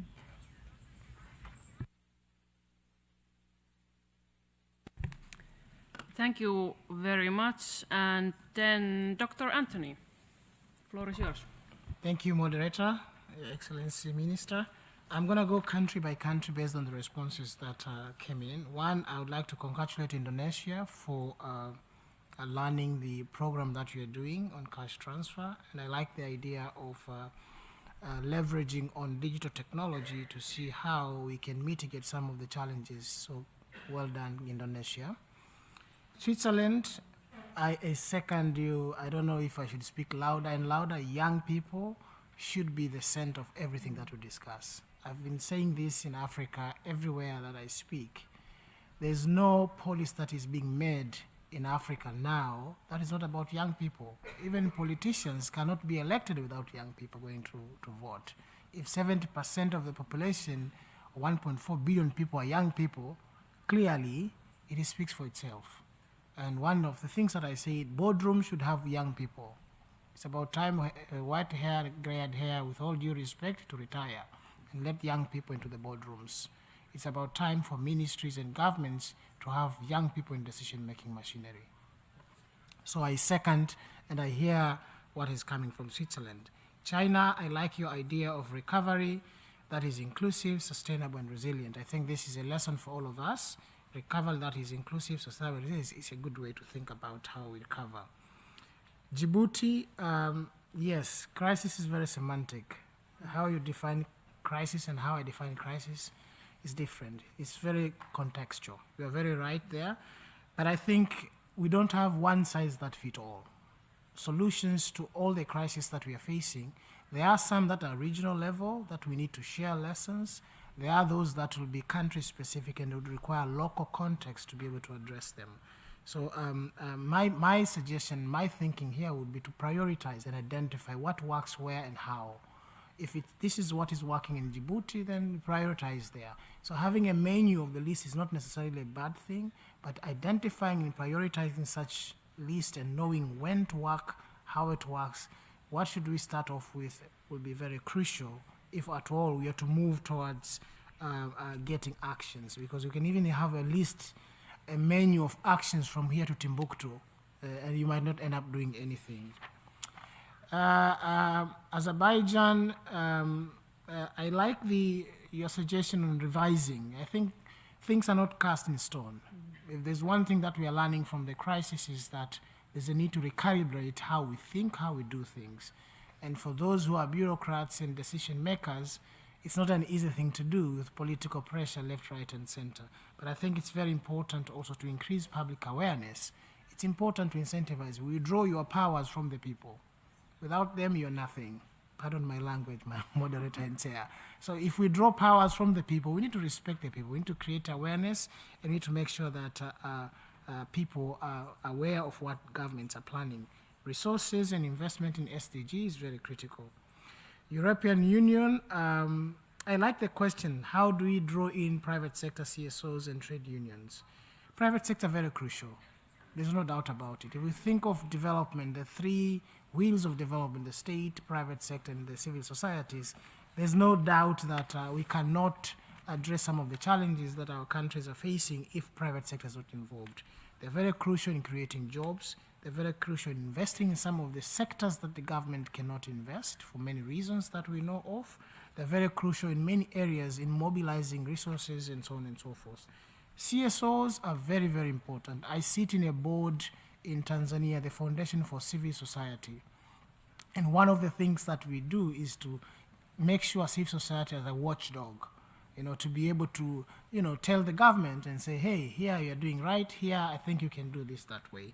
I think civil society can enhance governance, so they're very important. Civil society can enhance voice of the voiceless that cannot speak. So they're very, very important. The same goes for trade unions in ensuring that we're able to get back. Zimbabwe, rural-urban divide is real and it's a challenge. What are the better ways? So how do we make social protection shock response? I think here my response would be futuristic thinking. One of the challenges, if there's one thing that COVID has taught us, is that we always react to things. We do not anticipate, we don't plan. Like in the war games, you simulate what your enemy would look like, right? But no one simulated COVID. But there's a lesson that is coming out of this, that going forward, future pandemics, we need to be anticipatory. We need to be able to anticipate things and our preparedness to respond to shocks and challenges. It could be COVID, it could be anything else in the future. Now, how do we make social protection shock response? It's because we can anticipate. In case of crisis, what happens? In 2020, I led a research project in East Africa funded by Bill and Melinda Gates. And the idea was to try to see how countries can coordinate themselves in responding to shocks. And what we found is a dysfunctional response. I mean, countries do not speak to each other. And you are bordering, you are speaking, you are sharing borders, but they don't speak to each other. So these are the things that we need to think about. In future pandemics, how do we respond? How do we coordinate efforts at a certain level to be able to work together? And then Senegal, before I come to my conclusion, financing public goods. This is a very radical idea. And you asked about legal status. What would, essentially, if you think about global public goods and the idea I talked about global public investments, we need to restructure the international public finance completely. Because the country-based model that the World Bank and the IMF are using has proven that it doesn't really fully address the global public goods that we are facing, or rather global public bads that we are facing at a global level. And challenges that are transboundary, challenges that are transcending beyond our countries, they require a different way of thinking in terms of how we can mobilize resources and hold each other to account in a way that is a win-win, without one being senior, another one being junior, to be able to address some of these common challenges that we are facing as a globe and as humanity. Now, to conclude, I want to talk about two things that I said I'll mention. One is date in Africa, and second, I want to talk about social safety nets and young people. Three things. I think debt crisis is not only an African phenomenon, now we know. Of course, by and large, African countries are affected. We also know that there are other countries outside Africa that are affected as well. And I think the challenge that countries are facing is, with hiking interest rate, you are confronted with a dilemma. Should you continue to pay interest rates that you have to, or should you use that money to invest in social safety nets? So that's a dichotomy that is really quite challenging. And I think there is a need for relief plans to be given to countries and prioritized what really matters to save the humanity in the face of this multifaceted crisis. Young people, I want to come back to this point again. All the plans that are being discussed here, all the good ideas that are being discussed here, at the center of this, there should be young people, there should be women, there should be most vulnerable people that we know of. Thank you, moderator. Thank you very much. And then Ms. Hicks. Thank you, Madam Moderator and Chair, and thank you, distinguished delegates, for your questions. I really appreciated the questions that you provided for the panelists, as well as the exchange of practices that you've been implementing in your countries, in your contexts. So to start, I'll begin by answering the question from the representative of Djibouti regarding definitions and how we define crisis. So as my colleagues and fellow panelists have already addressed, it seems as if we have a crisis in the definition of crisis itself. But the way that we tend to conceptualize crisis in Unanimate International is to look at it in terms of immediate crisis and long-term, long onset or creeping crises as used in the social development and crisis management literature. So a creeping crisis would be one that doesn't emerge immediately but can sneak up on you and results in unexpected or unanticipated outcomes. And we're experiencing that now. We do need to anticipate that crises like a global pandemic and even worsening outcomes from climate change will rear their ugly heads in our communities. But at the same time, we're dealing with the compounded effects of immediate crises. People are starving now. People don't have access to adequate homes and shelter now. So we have to think both in terms of long-term and short-term, but recognize that both of these sets of crises compound together and affect people in different ways. The theme of this panel was looking at emerging issues. So when I focused my remarks today, I was looking at issues that are emerging for the global community. We need to consider the long-term effects of demographic change. We need to consider how the family unit and how our communities are comprised is changing over time. That's an issue that's emerging, and for some it's an issue now, but if we don't start addressing it and coming up with policies and initiatives now, then it won't be an emerging crisis, but it'll be an immediate one. So thank you for your question. To the esteemed representative from Senegal, thank you for your question about Unanima International's membership and reach in Africa. To share with you, our presence extends all throughout the continent of Africa, but especially in the sub-Saharan regions of Africa, as well as Southern Africa. And most recently, we participated in COP27 in Sharm el-Sheikh, Egypt, and we shared the experience of our members from Malawi in the aftermath of Cyclone Ana. And we carried those experiences and the learnings and how they're adapting to the homelessness crisis that resulted from that cyclone. So I just wanted to mention that to you as well. To the delegate from the European Union, thank you for your question regarding population groups. While in my remarks I touched upon vulnerable people, including women and children and girls, what we're really seeing that's emerging in terms of a vulnerable group of people are those that are losing their homes. And by home, I don't just mean at the local and immediate level. We're seeing loss of entire communities, loss of countries. Entire islands are being absorbed into the oceans. It's an entire loss of a people's livelihood, of your culture, of your family, and of your way of life. So I want to challenge everyone's thinking here on what it means to lose your home, because there are multiple levels and ways in which you can experience being out of home. And lastly, I'd just like to reaffirm all of the comments that have been made in terms of supporting youth and centering youth voices in policymaking. I really appreciate that as a young person myself, but I just want to point out and recognize that there are plenty of opportunities in the policies and programs that we're trying to implement for the unfortunate reality of leaving people behind.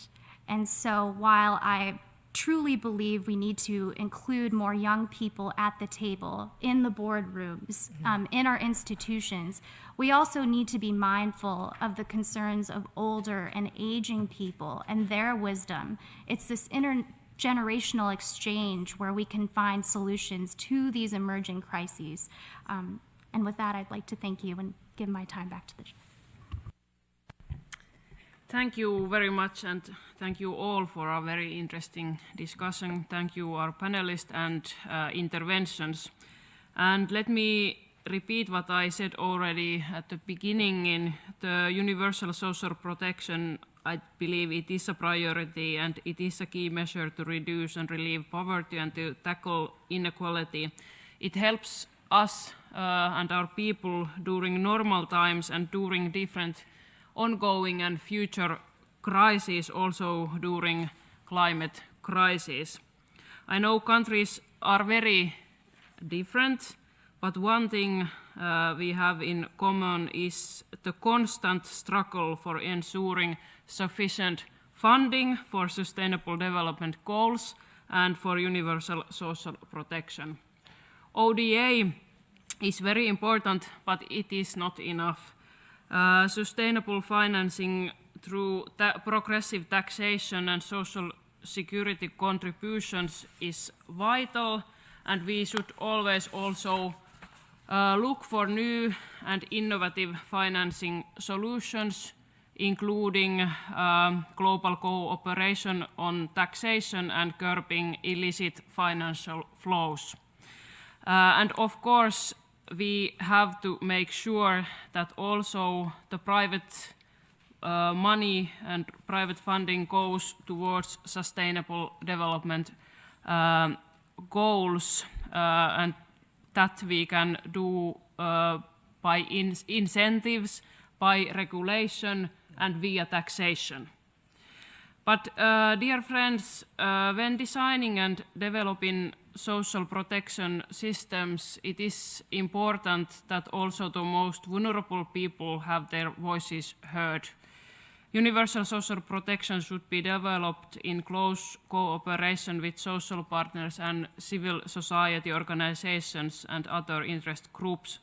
And this is the way to ensure legitimacy and the well-functioning of the system and the ownership of the systems by individuals and all actors.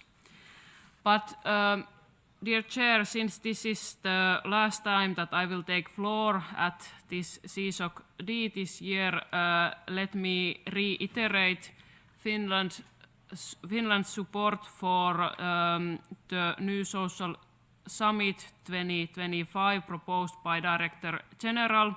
I believe that it will be a great possibility to strengthen our mutual commitment towards sustainable development and socially sustainable future. And I must say that while one may sometimes feel powerless considering the wars and crises raging around the globe, we must remember that most problems can be solved if there is enough common and political will and if we will work together. So let's get back on track on achieving sustainable development goals, and thank you everybody.